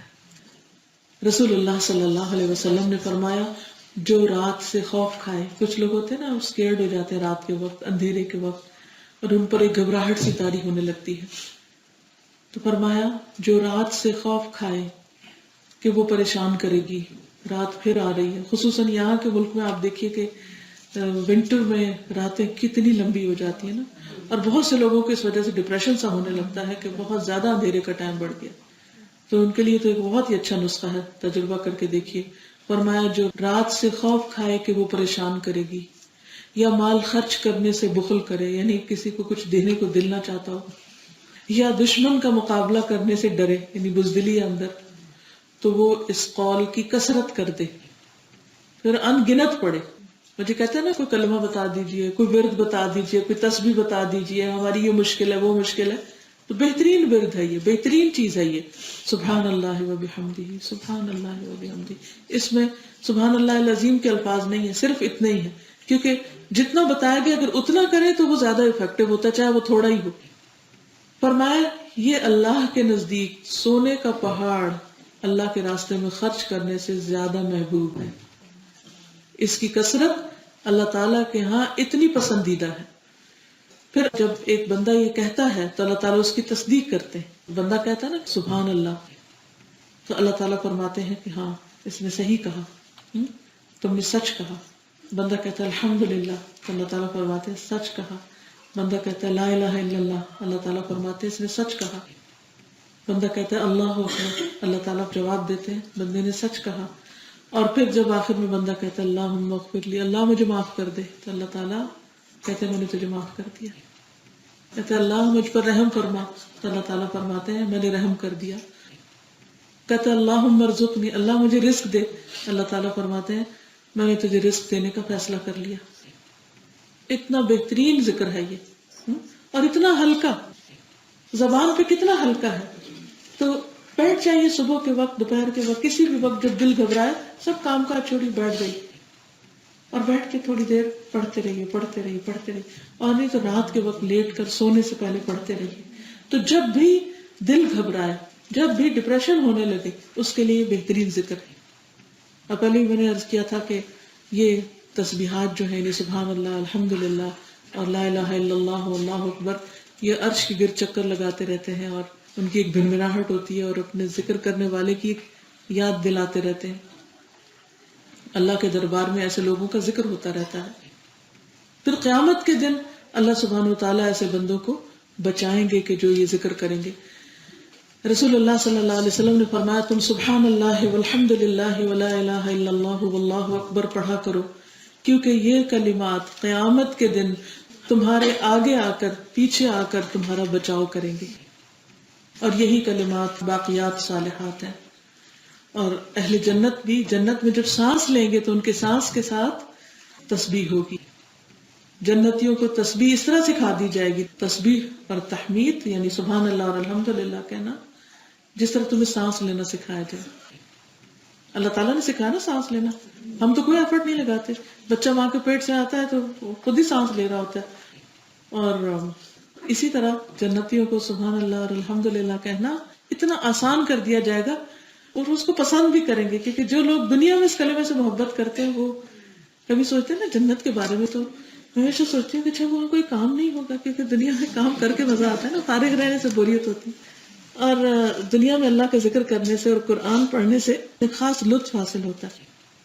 تو میں سوچتی ہوں کہ جنت میں اگر صرف مزے ہی مزے ہوں اور کچھ نہ ہو تو پھر، لیکن یہ اس سوال کا جواب ہے کہ وہاں پر انسان اللہ کی تسبیح ہر وقت کرتا رہے گا، لیکن وہ تسبیح بھی اس کو بودر نہیں کرے گی کہ اس کو بہت ایفرٹ لگانی پڑی ہے، اس کی سر کپائی ہو رہی ہے، وہ اس کی سانس میں جاری ہو جائے گی. یعنی پھر وہ مخلوق جو ہمیشہ اللہ کی نعمتوں سے فائدہ اٹھائے گی وہ ہر وقت اللہ کی تعریف کرتی رہے گی اور اللہ کی تسبیح جیسے باقی مخلوق کر رہی ہے. اس وقت ہمیں تو چوائس دی گئی ہے نا کہ ہم کریں یا نہ. تو خوش قسمت ہے جو اس سے فائدہ اٹھاتے ہیں اور کرتے رہتے ہیں، اور بدقسمت ہے وہ جو اپنے وقت کو ویسے ہی پریشانیوں میں ضائع کرتے اور کرنے کا کام نہیں کرتے. پھر اس کے بعد آگے فرمایا وَالصَّلَاةُ نُورٌ، اور صلاۃ یعنی نماز نور ہے، روشنی ہے. روشنی کیا کرتی ہے؟ انسان کو راہ دکھاتی ہے. اور نماز سے مراد یہاں فرض نماز بھی ہے، نفل نماز بھی ہے. انسان کے دل میں بھی نور پیدا کرتی ہے، چہرے پر بھی نور آتا ہے. اب دیکھیں کہ جو لوگ دن میں 5 مرتبہ اپنا منہ دھوتے ہیں تو ان کا چہرہ کتنا صاف اور روشن ہوتا چلا جاتا ہے. اور پھر قبر میں بھی نور ہے، قبر میں نماز سراہنے آ کے بیٹھ جائے گی اور کسی بلا کو ادھر سے آنے نہیں دے گی. حشر میں بھی نور ہوگا کیونکہ قیامت کے دن اندھیرا ہی اندھیرا، ہر شخص کی روشنی بس اس کے اپنے ہی اعمال ہے. یہ ایسے ہی ہے کہ جیسے آپ سمر میں کسی اندھیری رات میں دور دراز کسی جنگل میں کیمپنگ کرنے کے لیے جائیں اور آپ کے پاس the only light is your own light, وہاں سے کوئی روشنی بجلی وغیرہ نہیں ہے کہ کہیں کسی اور سے آپ لے سکیں. تو بالکل اسی طرح قیامت کے دن بھی ہر شخص کی لائٹ اپنی ہی ہوگی. تو جس کی نمازیں مکمل ہوں گی اس کا نور بھی مکمل ہو جائے گا اور اس کے لیے بہترین روشنی ہوگی. لیکن اس کے لیے ضروری ہے کہ نمازوں کی حفاظت کی جائے، کیونکہ دوسری حدیث میں آتا ہے کہ نبی صلی اللہ علیہ وسلم نے نماز کا ذکر کرتے ہوئے فرمایا جو شخص اس کی پابندی کرے گا، ریگولرلی پڑھے گا، ساری نمازیں پڑھے گا، تو یہ اس کے لیے قیامت کے دن روشنی بنے گی، دلیل اور نجات کا سبب بن جائے گی. لیکن اگر انسان نمازوں کو ضائع کرتا ہے تو نماز بندے کو ضائع کر دے گی. پھر اسی طرح انسان کے سجدے اور وضو کے اعضاء جو ہیں وہ بھی چمک رہے ہوں گے. ایک شخص نے کہا کہ اللہ کے رسول صلی اللہ علیہ وسلم قیامت کے دن آپ ہمیں کیسے پہچانیں گے، یعنی کیا علامت ہوگی ہماری؟ تو آپ نے فرمایا قیامت کے دن میں اپنے ہر امتی کو پہچان لوں گا. صحابہ نے عرض کیا کیسے؟ اتنے ہجوم میں اولین و آخرین، آدم علیہ السلام سے لے کر آخری بندے تک سب کے سب ایک میدان میں ہوں گے. یعنی آپ سوچ بھی نہیں سکتے کہ کتنی بڑی گیدرنگ ہوگی. تو اس میں اتنے بڑے ہجوم میں محمد صلی اللہ علیہ وسلم اپنی امت کو پہچان رہے ہیں. کہاں سے، کیسے، کون سے ٹیگ لگے ہوں گے؟ آپ نے فرمایا بتاؤ اگر تم استبل میں داخل ہو جہاں کالے سیاہ گھوڑے بندھے ہوئے ہوں اور ان میں سے ایک گھوڑے کی پیشانی روشن اور چمکدار اور سفید ہو، تو کیا ان سارے کالے گھوڑوں میں سے ایک وہ سفید گھوڑا نہیں پہچانا جائے گا؟ تو لوگوں نے جواب دیا کیوں نہیں. آپ نے فرمایا اسی طرح اس دن میرے امتیوں کی پیشانیاں سجدوں کی وجہ سے روشن اور وضو کے اعضاء دھونے کی وجہ سے وہ چمک رہے ہوں گے. ہاتھ چمک رہے ہیں، چہرہ چمک رہا ہے، خاص طور پر پیشانی چمک رہی، پاؤں چمک رہے ہیں، جدھر جا رہے ہیں وہ لائٹ ان کے ساتھ ساتھ ہے، کہیں بھی وہ ان سے نہیں چھٹتی. تو یہی روشنی نبی صلی اللہ علیہ وسلم کو آپ کی پہچان کرائے گی. اس لیے کتنا ضروری ہے کہ ہم وضو کا صحیح طور پر اہتمام کریں اور نماز کا خاص طور پر، تاکہ وہ انسان کے لیے نجات کا ذریعہ بنے. پھر خصوصاً جو سجدے کا نشان ہے اس پر جہنم کی آگ حرام ہے. یعنی مثلا اگر ایک شخص کسی وجہ سے دوزخ میں چلا بھی گیا تو اس کی پیشانی نہیں جلے گی کیونکہ وہ نماز پڑھنے والا تھا. نبی صلی اللہ علیہ وسلم نے فرمایا آگ آدم کے بیٹے کو کھا جائے گی سوائے سجدوں کے نشان کے. اللہ تعالیٰ نے آگ پر سجدے کا نشان کھانا حرام کر دیا. اور سجدے کے نشان کیا ہے؟ 2 ہاتھ، پیشانی، ناک اور 2 پاؤں اور گھٹنے. اگر ان میں آپ دیکھیے کہ نماز پڑھتے رہنے کی وجہ سے اگر گٹے بھی پڑ جاتے ہیں، دنیا میں یہ جگہ بازو کا سیاہ ہو جاتی ہے، ہاتھوں کے اوپر بھی اٹھنے کی وجہ سے آپ کے نشان پڑ جاتے ہیں اگر کئی سال تک مسلسل آپ پڑھتے چلے جا رہے ہیں. لیکن وہی ہاتھ چمکنے لگ جائیں گے، وہی پاؤں چمکنے لگیں گے، وہی پیشانی چمکنے لگے گی. اور خاص طور پر جو مرد حضرات مسجدوں میں نماز پڑھتے ہیں تو آپ نے فرمایا خوشخبری دو قیامت کے دن مکمل نور کی ان لوگوں کو جو اندھیروں میں مسجدوں کی طرف چل کے آتے ہیں. عشاء اور فجر کی نماز مسجد میں پڑھتے ہیں. پھر اسی طرح آپ دیکھیے کہ اگلی چیز ہے صدقہ. وہ صدقہ تو برہان، صدقہ جو ہے وہ برہان ہے. برہان یعنی دلیل ہے. کس چیز کی دلیل کہ یہ شخص مومن ہے، پروف ہے. صدقہ کرنا ایک پروف ہے انسان کے ایمان کا، انسان کے دین کا. اور اس کی وجہ یہ ہے کہ انسان کو مال بہت پیارا ہوتا ہے، اور جب وہ اس کو حاصل کر لیتا ہے تو اس کی خوشی کا ٹھکانہ نہیں ہوتا. لیکن جب ایک انسان اللہ کی خاطر اپنی پیاری چیز اللہ کے بندوں کو دے دیتا ہے تو وہ اس کی سچائی کی دلیل ہے کہ ہاں واقعی یہ شخص اللہ پر اعتبار کرتا ہے، ایمان رکھتا ہے. اور صحابہ جو تھے وہ ایک دوسرے سے آگے بڑھ جاتے تھے صدقہ کرنے میں. حضرت عمر ایک دن کہتے ہیں کہ رسول اللہ صلی اللہ علیہ وسلم نے ہمیں صدقہ کرنے کا حکم دیا، تو میرے پاس بھی مال تھا، تو میں نے دل میں وہیں بیٹھے بیٹھے ارادہ کر لیا کہ میں آج ابو بکر سے بھی پہلے مال خرچ کروں گا اور زیادہ کروں گا. کیونکہ وہ کمپٹیشن رہتا تھا نا کہ اس نے کیا تو میں بھی. ان کی کمپٹیشن نیکیوں میں تھے، ہمارے کمپٹیشن الٹے ہیں، دنیا میں، گاڑیوں میں ہے، گھروں میں ہے، وغیرہ وغیرہ. تو وہ کہتے ہیں کہ میں گھر آیا اور آ کر میں نے آدھا مال اٹھایا اور میں نے کہا کہ نبی صلی اللہ علیہ وسلم کے پاس حاضر ہوتا ہوں. دیکھتا ہوں کہ ابو بکر اپنا سارا لے کے پہنچے ہوئے ہیں اور ان سے پہلے. حضرت ابو بکر صدیق کو صدیق کیوں کہا جاتا ہے؟ اسی وجہ سے کہ انہوں نے آپ کی تصدیق کی، انہوں نے سچائی کو جب دیکھا تو قبول کر لیا، دیر نہیں لگائی، اور پھر ساری زندگی اس کا ثبوت دیتے رہے، پروف دیتے رہے، اور خصوصاً صدقہ خیرات کے ذریعے پروف دیتے رہے کہ واقعی وہ اپنے کاز میں، مشن میں سچے ہیں. پھر اسی طرح آپ دیکھیے کہ ابو مسعود کہتے ہیں کہ رسول اللہ صلی اللہ علیہ وسلم نے جب ہمیں حکم دیا کہ ہم صدقہ کریں تو ہم میں سے بہت سے لوگ بازار جا کر بوجھ اٹھانے کی مزدوری کرتے، ایکسٹرا کام کرتے، اور اس طرح ایک مد غلہ یا کھجور وغیرہ حاصل کرتے، ایک مد جسے وہ صدقے میں دیتے. یعنی ان کے پاس ہوتا نہیں تھا صدقہ دینے کو، تو وہ کیا کرتے؟ کام شروع کر دیتے. کام اگر کچھ نہیں ملتا تو کوئی بھی آڈ جاب جسے ہم لوگ کہتے ہیں، کہ کوئی بھی جاب کر کے جب اس میں سے کچھ ملتا تو وہ لا کے صدقہ کرتے. یہ سچا ہونے کی دلیل ہے نا. وہ بہانے تو نہیں کرتے، وہ کہتے ہیں ہمارے پاس ہے ہی کیا جو ہم دیں. اور وہ کہتے ہیں، ابو مسعود کہتے ہیں، لیکن آج ہم میں سے بہت سو کے پاس لاکھ لاکھ دینار یا درہم موجود ہے لیکن دینے والا دل نہیں. آج بھی آپ دیکھیں کہ مسلمانوں کے پاس بہت کچھ ہوتا ہے لیکن ان کی مسجدیں، ان کے سینٹرز، ان کے پروجیکٹس وہ ادھورے ہی رہتے ہیں، اور خاص طور پر تعلیم کے لیے خرچ نہیں کرتے. اپنی ذاتی زیب و زینت اور اپنی آرائش اور اپنے فائدے کے لیے بہت کچھ کرنے کو تیار ہو جاتے ہیں. ایک شادی کو آپ دیکھیں، میں سوچتی ہوں اگر ایک شہر میں صرف شادیوں پہ اٹھنے والا خرچہ ملا کے اگر ایک بہت بڑا تعلیمی مرکز قائم کر دیا جائے.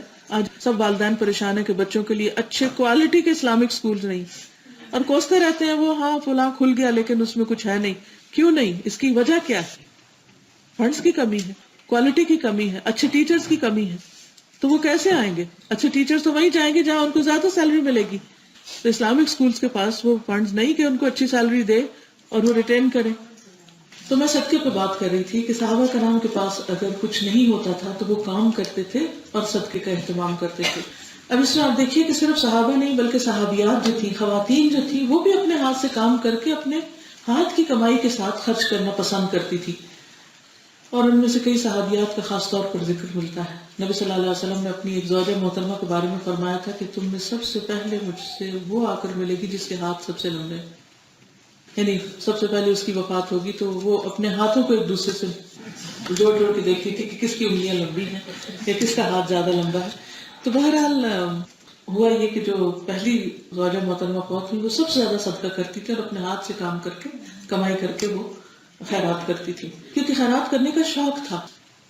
تو کیونکہ صدقہ جو ہے وہ انسان کے لیے بلاؤں کو بھی ٹالتا ہے، اس کی بیماریوں کو بھی دور کرتا ہے، اس کے لیے نیکی اور خیر اور بھلائی کے دروازے کھولتا ہے، اور اس کے لیے دنیا اور آخرت میں راحت اور امن، اپنی اور دوسروں کی بھی بھلائی کے دروازے کھولتا ہے. آپ دیکھیں کہ جب آپ دینے والے بنتے ہیں تو دوسروں کے دل آپ کے لیے نرم ہوتے ہیں.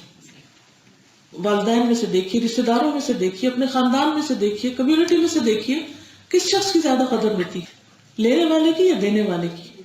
جو دینے والا ہے اسی کی. اس کو اپنا کچھ کہنے کی ضرورت نہیں ہوتی اپنے منہ سے کہ لوگوں کہو کہ میں بہت اچھا ہوں. اس کی اچھائی اس کے معاملے سے ہی ظاہر ہو جاتی ہے اور وہ اس کے لیے پروف بن جاتا ہے. الصدقۃ برہان، وہ پروف ہے کہ وہ اچھا انسان ہے، ایک سرٹیفکیٹ ہے اس کے لیے، اس کی اچھائی کی دلیل ہے. ابو مسعود کہتے ہیں کہ ایک آدمی نے اللہ کے راستے میں ایک اونٹنی صدقہ کی جس کی ناک میں نکیل بھی پڑی ہوئی تھی. نبی صلی اللہ علیہ وسلم نے فرمایا قیامت کے دن یہ 700 اونٹنیاں لے کر آئے گا جن کی ناک میں نکیل پڑی ہوگی، یعنی اس کا بدلہ اتنا زیادہ بڑی شکل میں اس کو دیا جائے گا. پھر اسی طرح حضرت عثمان کہتے ہیں کہ جب رسول اللہ صلی اللہ علیہ وسلم مدینہ تشریف لائے تو اس وقت سوائے بئر روما کے میٹھے پانی کا کوئی کنواں نہیں تھا، میٹھے پانی کا انتظام نہیں تھا.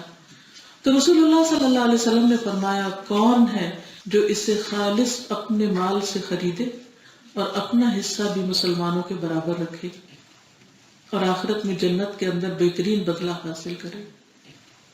چنانچہ حضرت عثمان کہتے ہیں کہ میں نے اپنے خالص اپنے مال سے خرید کر اسے وقف کر دیا اور اب بھی وہ کنواں مدینے کے اندر موجود ہے. پھر فرمایا وَالصَّبْرُ ضِيَاءٌ، صبر روشنی. ایک ہوتا ہے نور، نماز کے لیے الصلاۃ نور، لیکن صبر ضیاء. ضیاء اس روشنی کو کہتے ہیں جس میں حرارت بھی ہوتی، جیسے سورج کی روشنی. جب صبر انسان کرتا ہے تو اس میں ایک تکلیف بھی ہوتی ہے، اس میں ایک تپش ہوتی ہے، اس میں انسان کے اندر ایک مشکل وقت ہوتا ہے، اس کے نفس پر بھاری وقت ہوتا ہے، لیکن اس سے بھی ایک بڑی خیر پھوٹتی، اس سے بھی انسان کو بہت سے اچھائیوں کے موقع ملتے ہیں. مثلا صبر کس موقع پہ کرنا پڑتا ہے؟ جب کوئی سچویشن آپ کو اپنی مرضی کے خلاف نظر آتی اور اس وقت انسان بھڑک اٹھتا ہے اور اس وقت انسان اپنا پیشنس لوز کر بیٹھتا ہے. لیکن اگر اس وقت انسان اپنے آپ کو کنٹرول کر لے تو اس کے نتیجے میں جو اس کو خیر پہنچتی ہے وہ اس کے لیے آئندہ بہت سے اور خیر و بلائی کے راستے کھول دیتی ہے. لیکن جب انسان ایک غصے کا شکار ہو جاتا ہے تو وہ دیوانہ ہو جاتا ہے اور وہ دیوانگی اس کے لیے فساد اور مصیبت اور آئندہ کے لیے پریشانی کا سبب بنتی ہے. اور صبر کہتے ہیں اپنے نفس کو ایسی چیز سے روک لینا جس پر روکنا لازم ہے، یعنی زبان کو روک لینا، مثلا گالی گلوچ سے، برا بھلا کہنے سے، چیخنے چلانے سے. اسی طرح باقی اعضاء کو بھی ان چیزوں سے روک لینا جن سے رکنے کو شریعت نے کہا ہے. مثلا کن کن چیزوں کو حرام قرار دیا، چاہے ان کے لیے دل کتنا بھی چاہ رہا ہو، لیکن ان سے رک جانا، یہ بھی صبر ہے. صبر صرف غصے میں نہیں ہوتا، یہ صبر صرف غم میں نہیں ہوتا، اس وقت بھی ہوتا ہے، لیکن مومن کی ساری زندگی ہی صبر ہے. تو انسان جب صبر کرتا ہے تو اس میں ایک تلخی بھی ہوتی ہے. صبر بذات خود کڑوا ہوتا ہے لیکن اس کا پھل میٹھا ہوتا ہے. صبر کے وقت انسان کو لگتا ہے جیسے اندھیرے میں ہے، وہ کچھ نظر نہیں آ رہا اس کو، لیکن اس کے بعد اس کے لیے اس اندھیری رات کے بعد روشنی کی کرن پھوٹ پڑتی ہے اور سورج نکل آتا ہے. تو بیسیکلی اللہ کی نافرمانی سے رکنا یہ بھی صبر ہے. شیطان کی اکساہٹوں کے باوجود اپنی زبان کو روک لینا، اپنے منفی رد عمل کو روک لینا، حرام کاموں سے خود کو روک لینا جیسے زنا وغیرہ ہے، شراب پینا ہے، عمل قوم لوط ہے، ان تمام چیزوں سے رکنا. اللہ کی نافرمانی کے ڈر سے اپنی نگاہوں کی حفاظت کرنا، اپنے نفس سے مجاہدہ کرنا، نماز میں سٹرگل کرنا، یہ بھی ایک صبر کا مظاہرہ کرنا ہوتا ہے نا، کہ آپ بول نہیں رہے، آپ کھا نہیں رہے، آپ کچھ بھی نہیں کر رہے، نہ ادھر ادھر دیکھ رہے، ہر چیز کو آپ نے روکا ہوا ہے. نگاہ کو اٹھنے سے روکا ہوا، زبان کو بولنے سے روکا ہوا، کانوں کو ادھر ادھر کی باتیں سننے سے روکا ہوا ہے، دل کو برے خیالات سے روکا ہوا. تو نماز کا سارا وقت ہی حقیقت میں بہت بڑے صبر کا مظاہرہ ہے اگر آپ خشوع کے لیے ایفرٹ کر رہے ہیں. پھر آپ دیکھیے کہ انسان جب صبر کرتا ہے تو ایسا نہیں کہ صرف آخرت میں بلکہ دنیا میں بھی اس کو اس کا بہت بڑا اجر ملتا ہے اور بہت سی مشکلات اس کے لیے حل ہو جاتی ہیں.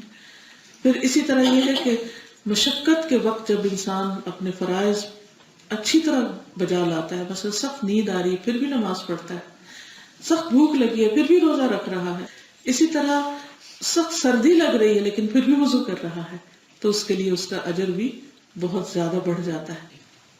پھر اسی طرح حرام کے بہت سے دروازے کھلے ہیں لیکن وہ کم آمدنی پر گزارا کر رہا ہے کہ نہیں مجھے حرام سے زیادہ نہیں بڑھانا مال، میں انتظار کروں گا جب تک میرے لیے حلال کے دروازے کھل جائیں. تو یہ بھی صبر ہے. پھر اللہ کی تقدیر اور اللہ کے فیصلوں پر صبر کرنا جو کہ بڑا مشکل کام ہوتا ہے. کہ مثلا اگر کسی کی اولاد نہیں ہے تو یہ اللہ کا فیصلہ ہے نا، سارے علاج بھی کرا لیے نہیں ہوئی، اب اس پر لوگوں کے تانے اور باتیں اور لوگوں کی نظریں ہر روز کی، اور انتہائی تکلیف دہ ہو جاتا ہے. ایک خاتون کی حیثیت سے آپ سمجھ سکتے ہیں اگر کوئی اس تکلیف سے گزرے. لیکن ایسی خاتون اگر زبان نہیں کھولتی اپنی، نہ اللہ کے خلاف نہ بندوں کے خلاف، اور جب بھی کوئی بات کرے تو ناگواری کے باوجود خاموشی اختیار کر لیتی ہے، اللہ کا شکر ادا کرتی ہے اور اس حال میں بھی راضی. تو یہ صبر کی ایک بہت ہی بلند قسم ہے. اسی طرح اگر کسی کا بچہ فوت ہو جاتا ہے تو اس پر وہ صبر کرتی ہے، جیسے حضرت ام سلیم نے صبر کیا تھا. اسی طرح اگر آپ کو کوئی الزام دے رہا ہے اور آپ جواب میں کچھ نہیں کہتے، خاموشی اختیار کرتے ہیں، آپ کسی کی گالی کے جواب میں گالی نہیں دیتے، خاموشی اختیار کر لیتے ہیں، تو یہ بھی بہت بڑے افضل اعمال میں سے ہے. عبادہ بن صامت سے روایت ہے کہ ایک آدمی نبی صلی اللہ علیہ وسلم کے پاس آیا اور وہ کہنے لگا، اے اللہ کے نبی صلی اللہ علیہ وسلم، کون سا عمل بہترین ہے، افضل ہے؟ آپ نے فرمایا اللہ پر ایمان لانا، اس کی تصدیق کرنا، اس کے راستے میں جہاد کرنا. اس نے کہا اللہ کے رسول صلی اللہ علیہ وسلم، میں اس سے آسان عمل چاہتا ہوں، یعنی میں بڑے بڑے کام نہیں کر سکتا، کوئی اور بتائیے. آپ نے فرمایا آپ کو درگزر کرنا، یعنی کسی نے تم سے زیادتی کی ہے تو اس کو معاف کر دینا اور صبر کرنا. اس نے کہا اے اللہ کے رسول صلی اللہ علیہ وسلم، میرا ارادہ تو اس سے بھی آسان عمل ہے. آپ نے فرمایا اللہ تعالیٰ تمہارے بارے میں جو فیصلہ کر دے اس پر اللہ تعالیٰ کو الزام نہ دینا. وائی می، یہ نہیں کہنا، کیونکہ ہمیں پتہ نہیں ہوتا کہ کوئی چیز ہمارے حق میں کتنی بہتر ہے. بعض اوقات کسی کے درد سے ہمیں سخت درد شروع ہو جاتی ہے اور چھوٹی موٹی دوائیوں سے آرام نہیں آ رہا ہوتا، تو انسان کہتے ہیں اللہ سبحانہ وتعالیٰ نے میرے حق میں اچھا نہیں کیا، یہ مجھے کیوں یہ مصیبت آ گئی. کوئی گر پڑتا ہے، چوٹ لگ جاتی ہے، کچھ اور ہو جاتا ہے، حالانکہ وہ کسی اور بڑی مصیبت کو بچانے کے لیے ہوتا ہے. بعض اوقات سر کا درد جو ہے وہ انڈیکیشن ہے کسی اور بیماری کی. بعض اوقات آپ کا گرنا آپ کے لیے ہو سکتا ہے اندر کسی آپ کے باڈی پارٹ کو ضرورت ہی جھٹکا لگنے کی، آپ کو ویسے کوئی بھی نہیں لگا سکتا تھا کہ آپ، بہت ساری چیزیں ہوتی ہیں. بہت سے سبق ہمیں کوئی چوٹ لگتی ہے تو ہم سیکھتے ہیں. ہم بعض اوقات کسی انسان کے پیچھے مرے چلے جا رہے ہوتے ہیں اور اس کی طرف سے ایسی باتیں سننے کو ملتی ہے تو ہمیں صبر آ جاتا ہے، پھر کہتے ہیں اور پھر وقت سے کم کہتے ہیں اچھا ہوا اس نے پہلے ہی بتا دیا کہ وہ کون، ہم دھوکہ کھانے سے بچ گئے وغیرہ وغیرہ. تو کچھ چیزیں انسان کو سخت ناگوار گزرتی ہیں لیکن وہ انسان کے حق میں حقیقت میں اچھی ہوتی ہیں. قرآن مجید میں آتا ہے عسیٰ ان تکرہوا شیئا ویجعل اللہ فیہ خیرا کثیرا، ہو سکتا ہے کہ تم ایک چیز کو ناپسند کرو اور اللہ تعالیٰ نے تمہارے لیے اسی میں بہت بھلائی رکھی ہو. اور خصوصاً تقدیر کے فیصلے، کسی کا فوت ہو جانا، کسی کے کوئی نقصان ہو جانا، کسی کے ساتھ ایسا معاملہ ہو جانا جس میں اس کا دل بہت ہی دکھی ہو، تو اس میں رونے کے اندر کوئی حرج نہیں، انسان رو سکتا ہے، آنسو بہا سکتا ہے. ہم دیکھتے ہیں حضرت یعقوب علیہ السلام اپنے بیٹے کے غم میں روتے رہے، اس پر ان کو کوئی برا بھلا نہیں کہا گیا کہ وہ کیوں روئے. اسی طرح نبی صلی اللہ علیہ وسلم جب ان کے بیٹے ابراہیم کی وفات ہوئی تھی تو آپ نے فرمایا تھا آنکھیں روتی ہیں اور دل غمگین ہوتا ہے اور ہم نہیں کہتے مگر وہی بات جو اللہ تعالیٰ کو راضی کر دے، یعنی زبان سے کچھ نہیں کہیں گے ہم. اور اے ابراہیم تمہاری جدائی سے ہم سب غمگین ہیں. ظاہر ہے کسی کا ایک بیٹا ہو اور وہ بالکل چھوٹا گود کا بچہ تو کتنا پیارا ہوتا ہے، اور وہ چلا جائے ہمیشہ کے لیے تو جن کے چلے جاتے ہیں ان کو پتا ہے کہ یہ غم کیسا غم ہوتا ہے اور کیسا دکھ ہوتا ہے. لیکن اگر اس پر کوئی اللہ کے فیصلے کو قبول کر لے اور راضی ہو جائے تو اللہ سبحانہ و تعالیٰ اس کا درجہ بڑھا دیتے ہیں. رسول اللہ صلی اللہ علیہ وسلم نے یہ بھی فرمایا اللہ کی تقسیم پر راضی ہو جاؤ تو سب سے بڑے غنی بن جاؤ گے. سب سے بڑے غنی، یعنی اس سے بڑی دولت ہی کوئی نہیں کہ انسان اللہ کے فیصلے کو قبول کر لے. اور ویسے بھی اللہ سبحانہ و تعالیٰ جب کسی سے محبت کرتا ہے تو اس کو آزما لیتا ہے، اسے کسی آزمائش میں مبتلا کر دیتا ہے. اگر وہ راضی رہتا ہے تو اللہ تعالیٰ اس سے راضی ہو جاتا ہے، اور اگر وہ ناراض ہو تو اللہ تعالیٰ بھی اس سے ناراض ہوتا ہے. پھر اس کے بعد قرآن مجید کے بارے میں فرمایا کہ بل قرآن حجت لک و علیک، قرآن یا تمہارے حق میں حجت ہے یا تمہارے خلاف حجت ہے. قرآن کیا ہے؟ قرآن اللہ کا کلام ہے. اس کی ویلیو وہی سمجھتا ہے جس کے دل میں اللہ کی عظمت ہو کہ اللہ سبحانہ و تعالیٰ کتنا بڑا ہے، جو اتنی عظیم ہستی ہے، اس کی کتاب، اس کی بات، اس کا حکم، اس کی طرف سے میرے لیے کوئی بات آئی تو وہ اس کو معمولی نہیں سمجھے گا کہ اچھا قرآن میں ہے چلو خیر ہے، قرآن میں ہی ہے تو سیکرڈ کتاب ہے. نہیں، وہ کہے گا میرے لیے ہے. کتنی توجہ سے اس کو سنے گا جب وہ اللہ تعالیٰ کی عظمت کو پہچانتا ہوگا. تو قرآن مجید اللہ تعالیٰ کا کلام ہے جو جبریل علیہ السلام کے ذریعے نبی صلی اللہ علیہ وسلم کے قلب مبارک پر اتارا گیا، کیونکہ اللہ تعالیٰ نے پورے انسانوں کے دلوں میں سے سب سے زیادہ نبی صلی اللہ علیہ وسلم کے دل کو اچھا پایا تو ان پر قرآن اتار دیا. تو جب اللہ تعالیٰ آپ کو قرآن کی محبت دے سمجھے کہ اللہ کا انعام ہو گیا آپ پر. اگر آپ قرآن کی خدمت کے لیے اپنا وقت نکال سکتے سمجھے کہ اللہ نے سب سے بہترین وقت آپ کو عطا کر دیا. یعنی کہ آپ پر فضل ہو گیا، رحمت ہو گئی، برکت ہو گئی کہ آپ اللہ کے کلام کی خدمت کے لیے اپنے آپ کو وقف کیے ہوئے۔ پھر آپ دیکھیے کہ قرآن مجید میں آتا ہے فلا اقسم بمواقع النجوم وانه لقسم لو تعلمون عظیم، بس نہیں میں ستاروں کے گرنے کی جگہوں یعنی ڈوبنے کی جگہوں کی قسم کھاتا ہوں۔ افق کی کتنی وسیع افق ہوتا ہے، اور بے شک یہ ایک بہت بڑی قسم ہے، یعنی ان سب چیزوں کو گواہ بنا کے بتاتا ہوں کیا، انہ لقرآن کریم، یہ کتاب یعنی یہ قرآن باعزت پڑھی جانے والی چیز ہے۔ یعنی انسان کو نظر آنے والی چیزوں میں سب سے بڑی چیز کیا ہے؟ آسمان، ستارے اور یہ وسعتیں۔ اتنی بڑی وسیع چیز کی قسم کھانے کے بعد فرمایا، اس کو گواہ بنانے کے بعد، اس کی طرف توجہ دلانے کے بعد فرمایا کہ قرآن بہت عظیم چیز ہے، بہت کریم چیز ہے۔ کیونکہ جب کسی چیز کی اہمیت بتانی ہو تو اس سے پہلے انسان کے مائنڈ کو تیار کیا جاتا ہے۔ آپ ایک سرپرائز دیتے ہیں، دیکھو اس پہ اور کرو اس سے، اور اللہ سبحانہ وتعالیٰ نے بھی بہت خوبصورت انداز اپنایا ہے قرآن کی عزت اور کرامت اور بزرگی بیان کرنے کے لیے۔ اب آپ دیکھیے کہ یہ قرآن یا تو انسان کو فائدہ پہنچاتا ہے، انسان کے حق میں غنیمت ہے، یا اس کے اوپر چٹی ہے۔ یعنی اس قرآن کے ساتھ تعلق دو میں سے ایک ہے، تیسری کوئی چیز نہیں۔ آپ اس میں نیوٹرل نہیں رہ سکتے، یا آپ کے درجات بڑھائے گا یا گھٹائے گا، یا آپ کو بلندی دے گا یا آپ کو پکڑوائے گا۔ القرآن حجت اللہ کا علیک۔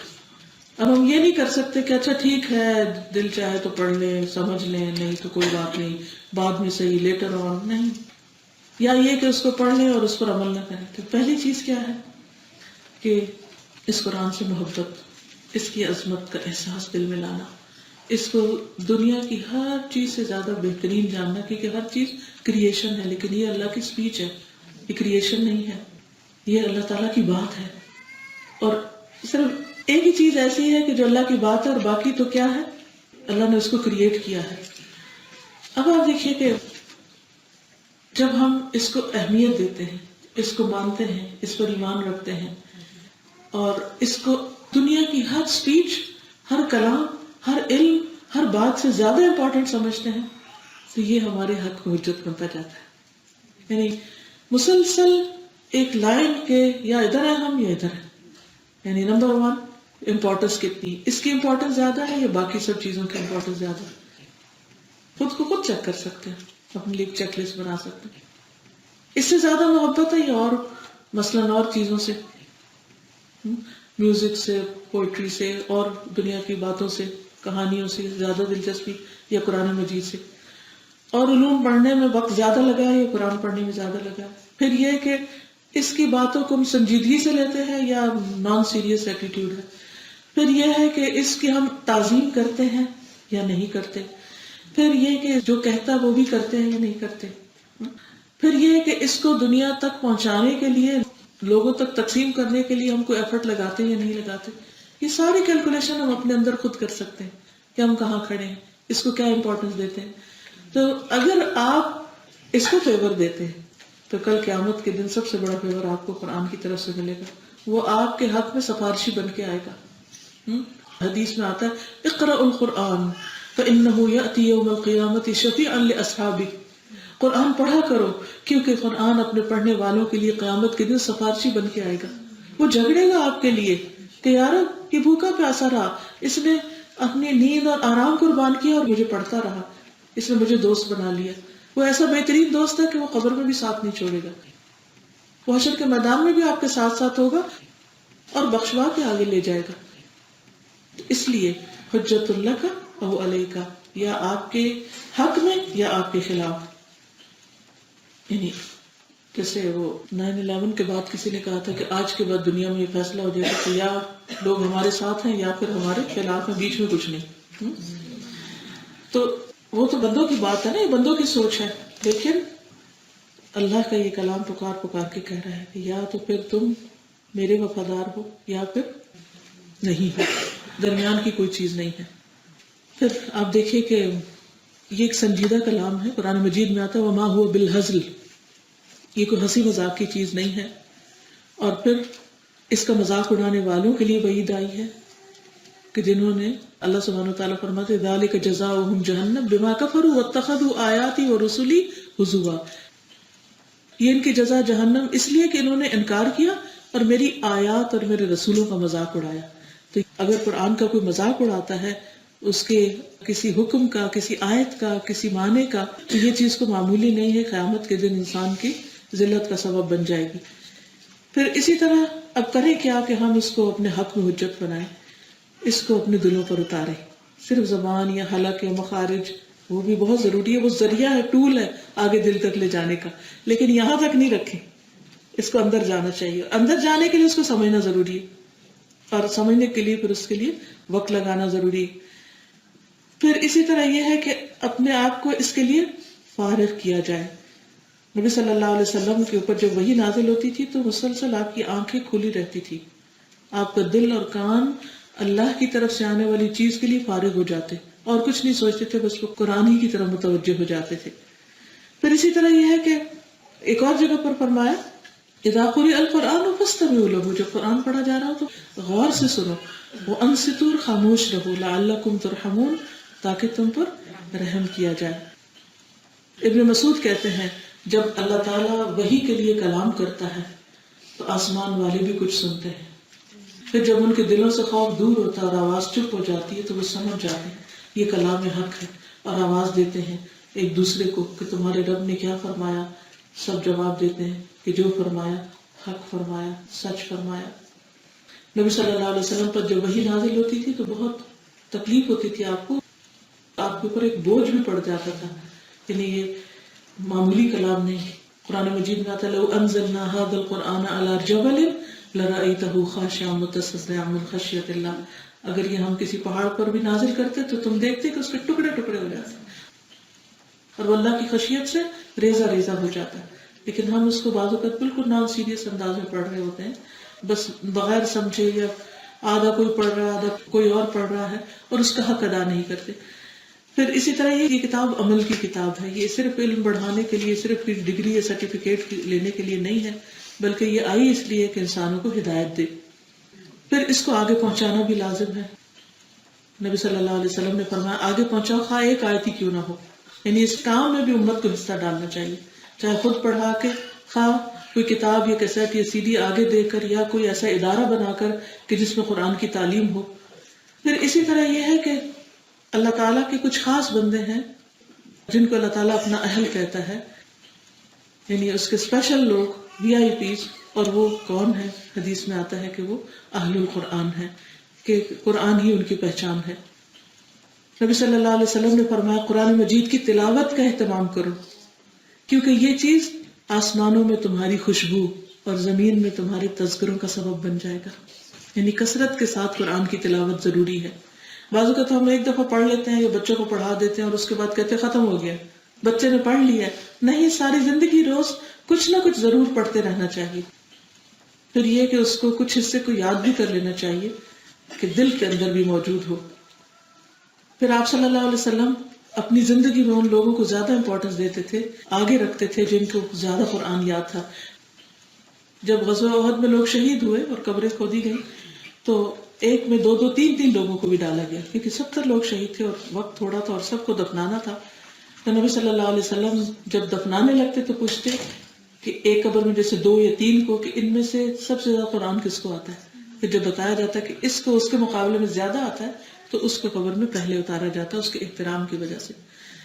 پھر اسی طرح قبر میں بھی قرآن حفاظت کرتا ہے انسان کی، جیسے پہلے بھی میں نے ذکر کیا. طبرانی کی روایت ہے کہ آدمی کے پاس اس کی قبر میں آیا جاتا ہے، جب اس کے سرہانے کی طرف سے آیا جاتا ہے تو قرآن کی تلاوت دھکیل دیتی ہے. یعنی کوئی بھی بلا یا عذاب آتا ہے تو قرآن اس کو پیچھے کر دیتا ہے. قیامت کے دن قرآن انسانی روپ میں آئے گا. اب آپ دیکھیے کہ وہ کیسا ہوگا، سوچئے، امیجن کیجئے. جتنا خوبصورت آپ اس کو بنائیں گے، یعنی جیسا آپ اس کو پڑھیں گے، جیسا معاملہ آپ اس کے ساتھ کریں گے. بہت ہی خوبصورت حدیث ہے. رسول اللہ صلی اللہ علیہ وسلم نے فرمایا قرآن مجید قیامت کے دن اجنبی آدمی کے روپ میں آئے گا، یعنی اسٹرینجر کی طرح آئے گا، اور صاحب قرآن سے پوچھے گا کیا تم مجھے پہچانتے ہو؟ Do you know? پھر وہ اپنا تعارف کرائے گا. ایک انسان کہے گا کہ I don't know, who are you? کہے گا میں وہی تو ہوں جو راتوں کو تجھے جگاتا تھا. جیسے رمضان وغیرہ میں تہجد میں تلاوت تراویح. لیکن ہم سب دیکھیں ہماری راتوں کے کتنے حصے میں قرآن ہے. کبھی رات کو پڑھا ہم نے کچھ؟ تو وہ کہے گا راتوں کو جگاتا تھا، دوپہروں کو پیاسا رکھتا. کیونکہ جو پڑھنے والے ہوتے ہیں وہ اپنی بھوک اور اپنی باقی چیزوں کو کاٹ کے پڑھتے ہیں نا، باقی لذتوں کو ایک طرف کر کے پڑھتے ہیں، ورنہ تو وقت نہیں نکل سکتا. اور یقیناً ہر تاجر اپنی تجارت کے پیچھے ہوتا تھا، اور میں آج ہر تاجر کو چھوڑ کر تمہارے لیے ہوں، کیونکہ تو مجھے اپنے پاس رکھتا تھا دنیا میں. پھر اسے دائیں ہاتھ میں بادشاہت اور بائیں ہاتھ میں ہمیشگی دے دی جائے گی. اس شخص کو اس کے سر پر وقار کا تاج رکھا جائے گا. اس کے والدین کو 2 عمدہ پوشاکیں پہنائی جائیں گی. وہ اتنی قیمتی ہوں گی کہ دنیا اور جو کچھ اس میں ہے وہ ان کا مقابلہ نہیں کر سکتے. دنیا میں کوئی چیز، کوئی لباس، کوئی ایوارڈ، کوئی نعمت ایسی نہیں کہ جو اس دن اس شخص کو ملے گی اس کے والدین کو جو خود قرآن کے ساتھ تعلق رکھتا ہوگا. وہ کہیں گے رب یہ پوشاکیں کہاں سے، یعنی یہ اتنا خوبصورت لباس کیوں؟ جواباً کہا جائے گا تم دونوں کا اپنے بچے کو قرآن مجید سکھانے کی وجہ سے. صاحب قرآن کو قیامت کے دن کہا جائے گا پڑھتا جا اور جنت کے درجے چڑھتا جا، اور اسی طرح ٹھہر ٹھہر کر پڑھ جس طرح تو دنیا میں ٹھہر ٹھہر کے پڑھتا تھا. کیونکہ ٹھہر ٹھہر کے پڑھنے میں انجوائمنٹ ہوتی ہے، اور جلدی کا پڑھا ہوا تو بس وہ رکوع پورا کرنا ہے یا سپارہ پورا کرنا ہے. بس تیرا وہی مقام ہوگا جہاں تیری آخری آیت کی تلاوت ختم ہوگی. ایک اور حدیث میں آتا ہے کہ قرآن مجید ایسا سفارشی ہوگا جس کی سفارش رد نہیں ہوگی، لیکن اسی صورت میں نا جب دنیا میں اس سے ہماری دوستی اور تعلق ہوگا. فرمایا قرآن مجید سفارش کرے گا قیامت کے دن اور اس کی سفارش مانی جائے گی. یہ اپنے پڑھنے والوں کے حق میں بحث کرے گا، آرگیو کرے گا، اس کی تصدیق کی جائے گی. ہاں تم ٹھیک کہتے ہو. جس نے اس کو اپنے سامنے رکھا قرآن کو، یہ اس کی رہنمائی جنت کی طرف کرے گا، ادھر لیتا جائے گا. جس نے اس کو اپنی پیٹھ پیچھے رکھا، یعنی کھولا ہی نہیں، کہیں بس پڑا ہوا اوپر، یہ اسے ہانک کر جہنم میں لے جائے گا. تو پیچھے سے آئے گا، یہ پیچھے سے آ کے اس کو دھکیلے گا. تو اب دیکھیے کہ ہم آگے رکھتے ہیں یا پیچھے رکھتے ہیں. اب اس پیچھے رکھنے کا مراد یہ نہیں کہ جیسے کوئی پڑھ رہا ہے تو آپ پیچھے کر دیا، یا اس سے مراد نہ پڑھنا اور اگنور کر دینا ہے. اور خاص طور پر سورۃ البقرہ اور آل عمران جو دوسری اور تیسری بڑی سورت ہے، وہ بادل یا پرندوں کے جھنڈ یا صاحبان کی طرح آئیں گی اور اپنے پڑھنے والوں کے بارے میں جھگڑیں گی. پھر اسی طرح یہ ہے کہ یا وہ حق میں گواہی دیں گی یا خلاف دیں گی. حق میں اس کے لیے گواہی دیں گی جو قرآن کا حق ادا کرتا رہا، اور خلاف اس کے دیں گی جو قرآن کے خلاف چلتا رہا. پھر آخر میں آتا ہے کل الناس یغدو فبائع نفسه فمعتقها او موبقها. تو سب کے سب لوگ صبح سویرے جب اٹھتے ہیں تو اپنے نفس کی تجارت کرتے ہیں. ہم سیل پر ہوتے ہیں صبح روز، یا تو نفع ہوتا ہے یا نقصان ہوتا ہے ایوری ڈے. یہ ایک محاورہ بھی ہے عربی کا، یعنی صبح سویرے اٹھ کے اپنے آپ کو انسان بیچتا ہے، یعنی انسان ہر روز صبح اپنے آپ کو کسی نہ کسی کام میں لگاتا ہے، اپنے آپ کو تھکاتا ہے، اور پھر ہر تھکانے والا 2 قسموں میں اینڈ آف دا ڈے تقسیم ہو جاتے ہیں. ایک وہ جو اپنے نفس کو فائدے میں لے جاتے ہیں، اور دوسرا وہ جو نقصان میں بیچ کے آ جاتے ہیں. ایک گھاٹے میں جاتا ہے، ایک فائدے میں جاتا ہے. ایک آزاد کروا دیتا ہے اپنے آپ کو اور ایک ہلاک کر کے آ جاتا ہے. کون ہے جو آزاد کراتا ہے؟ کون ہے جو فائدہ اٹھاتا ہے؟ جو اپنے نفس کو اللہ کی رضا میں لگاتا ہے. اور ہلاک کون کرتا ہے؟ جو اپنے نفس کو بندوں کی رضا میں لگاتا ہے. قرآن مجید میں آتا ہے وَمِنَ النَّاسِ مَن يَشْرِي نَفْسَهُ ابْتِغَاءَ مَرْضَاتِ اللَّهِ. لوگوں میں سے کوئی ایسا بھی ہے جو اللہ کی رضامندی تلاش کرنے کے لیے اپنی جان بھی بیچ دیتا ہے، اپنی جان کی پرواہ بھی نہیں کرتا کہ میرا رب مجھ سے راضی ہو جائے. تو حقیقت یہ ہے کہ ہم میں سے ہر انسان جو پیدا ہوتا ہے نا، اس کی جان پکڑی ہوئی ہے، اس کے عمل سے وہ جان آزاد ہوگی. جیسے قرآن مجید میں آتا ہے سورۃ المدثر آیت 38-39 کل نفس بما کسبت رہینہ، کل نفس بما کسبت رہینہ الا اصحاب الیمین. ہر شخص اپنے اعمال کے بدلے گروی پڑا ہوا ہے سوائے دائیں ہاتھ والوں کے کہ وہ اپنے آپ کو آزاد کروا رہے ہیں. تو پیدا ہوتے ہی چھڑوانے کی فکر کرنی چاہیے، جس میں سب سے پہلا کام 7ویں دن عقیقہ ہے. حدیث میں آتا ہے نا کہ ہر بچہ اپنے عقیقے کے ساتھ گروی ہوتا ہے، پکڑا رہتا ہے. عقیقہ اس کی پہلی گرہ ہوتی ہے جو اس کی آزادی کی ہوتی ہے. پھر اسی طرح جب انسان صبح اٹھتا ہے تو شیطان انسان کی گردن پر جب وہ سو جاتا ہے تو 3 گرے لگاتا ہے. یاد رکھیے جب انسان رات کو سو جاتا ہے تو شیطان آ کے گردن پر 3 ناٹس لگاتا ہے اور ہر گرہ پہ ایک پھونک مارتا ہے. ابھی رات بہت لمبی ہے. جب وہ اٹھتا ہے عام طور پر کیا ہوتا ہے جب ہماری آنکھ کھلتی بھی تو ہم کہتے ہیں اچھا ابھی کیا ٹائم ہے, ابھی بہت ٹائم, پھر سو جائیں. تو جب انسان اٹھ جاتا ہے یعنی فجر کے لیے اور اللہ کا ذکر کرتا ہے تو ایک گرہ کھل جاتی. الحمدللہ الذی احیانا بعد ما اماتنا والیہ النشور. ایک گرہ کھل گئی. وضو کرتا ہے دوسری کھل گئی. نماز پڑھتا ہے 3 گرے کھل گئی. اس طرح وہ صبح کو حشاش بشاش خوش مزاج اٹھتا ہے, ورنہ اس کی صبح خباثت کے ساتھ اور سستی کے ساتھ ہوتی ہے. یعنی اس کے اندر ایک عجیب سا پردہ ہوتا ہے, ایک عجیب سی گھبراہٹ ہوتی ہے دل میں, کیونکہ شیطان اس کو اپنے کنٹرول میں کیے ہوئے ہوتا ہے, وہ آزاد نہیں ہوتا. تو ہر دن کی ابتدا کس سے کرنی چاہیے؟ اللہ کے ذکر سے کرنی چاہیے, اور روزانہ اپنے آپ کو آزاد کرانا چاہیے. اور اس کے لیے آزادی میں دینے کے لیے جس کہتے ہیں نا انسان کے جسم کے 360 جوڑ ہیں, ہر جوڑ پہ صدقہ واجب ہے. وہ صدقہ کس چیز کا؟ سبحان اللہ, الحمدللہ, اللہ اکبر, یہ سب صدقہ ہے. الکلمۃ الطیبۃ صدقہ. اسلام میں صدقہ کا کانسیپٹ بہت وسیع ہے. مال وغیرہ دینے کے علاوہ اچھی بات, کسی کو رستہ دکھانا, کسی کی دلجوئی کرنا, لا الہ الا اللہ پڑھنا, یہ ساری چیزیں کیا ہیں؟ دراصل صدقہ ہے. اور پھر اگر یہ سارا وقت نہ بھی ملے تو چاشت کی 2 رکعتیں ان ساری چیزوں کا کفارہ کر دیتی. یعنی اگر چھوٹے چھوٹے اور بہت سے کام نہیں کر سکتے تو 2 رکعتیں پڑھ لیجیے. پھر اسی طرح کسی غلام کو آزاد کرنا, صدقہ خیرات کرنا, یہ ضروری ہے. دوسری طرف جو انسان کو ہلاک کرنے والی چیزیں ہیں جس میں سب سے نمبر 1 اس کی زبان ہے. ہر روز جب انسان صبح کرتا ہے تو اس کی زبان اس کے آگے ہاتھ جوڑتی ہے, یعنی اس کی منتیں کرتی ہے.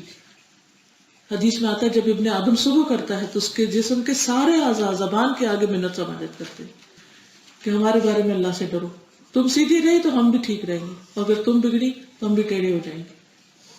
کیونکہ انسان کے باقی ایکشن کس کے مطابق ہوتے ہیں؟ اس کی باتوں کے مطابق, جو وہ کہتا ہے, بات کرتا ہے. پھر اسی طرح یہ ہے کہ انسان جب بخل کرتا ہے تو اپنے آپ کو ہلاکت میں ڈالتا ہے. 2 فرشتے صبح صبح مقرر ہوتے ہیں, وہ دونوں دعائیں کرتے ہیں. ایک کہتا ہے اللہم آتی منفقا خلفا, اللہ دینے والے کو اور زیادہ دے. اور دوسرا کہتا ہے اللہم آتی ممسکا تلفا, اے اللہ روکنے والے کا ہلاک کر دے, تباہ کر دے, اس کا مال ختم کر دے. تو اب فائدے میں کون ہے؟ جو ہر روز کچھ نہ کچھ صدقہ کرے, ہر روز کسی کے ساتھ کوئی نہ کوئی بھلائی کرے. پھر اسی طرح باقی بھی جتنے اس کے برے اعمال ہیں ان سب سے بچنا ضروری ہوتا ہے.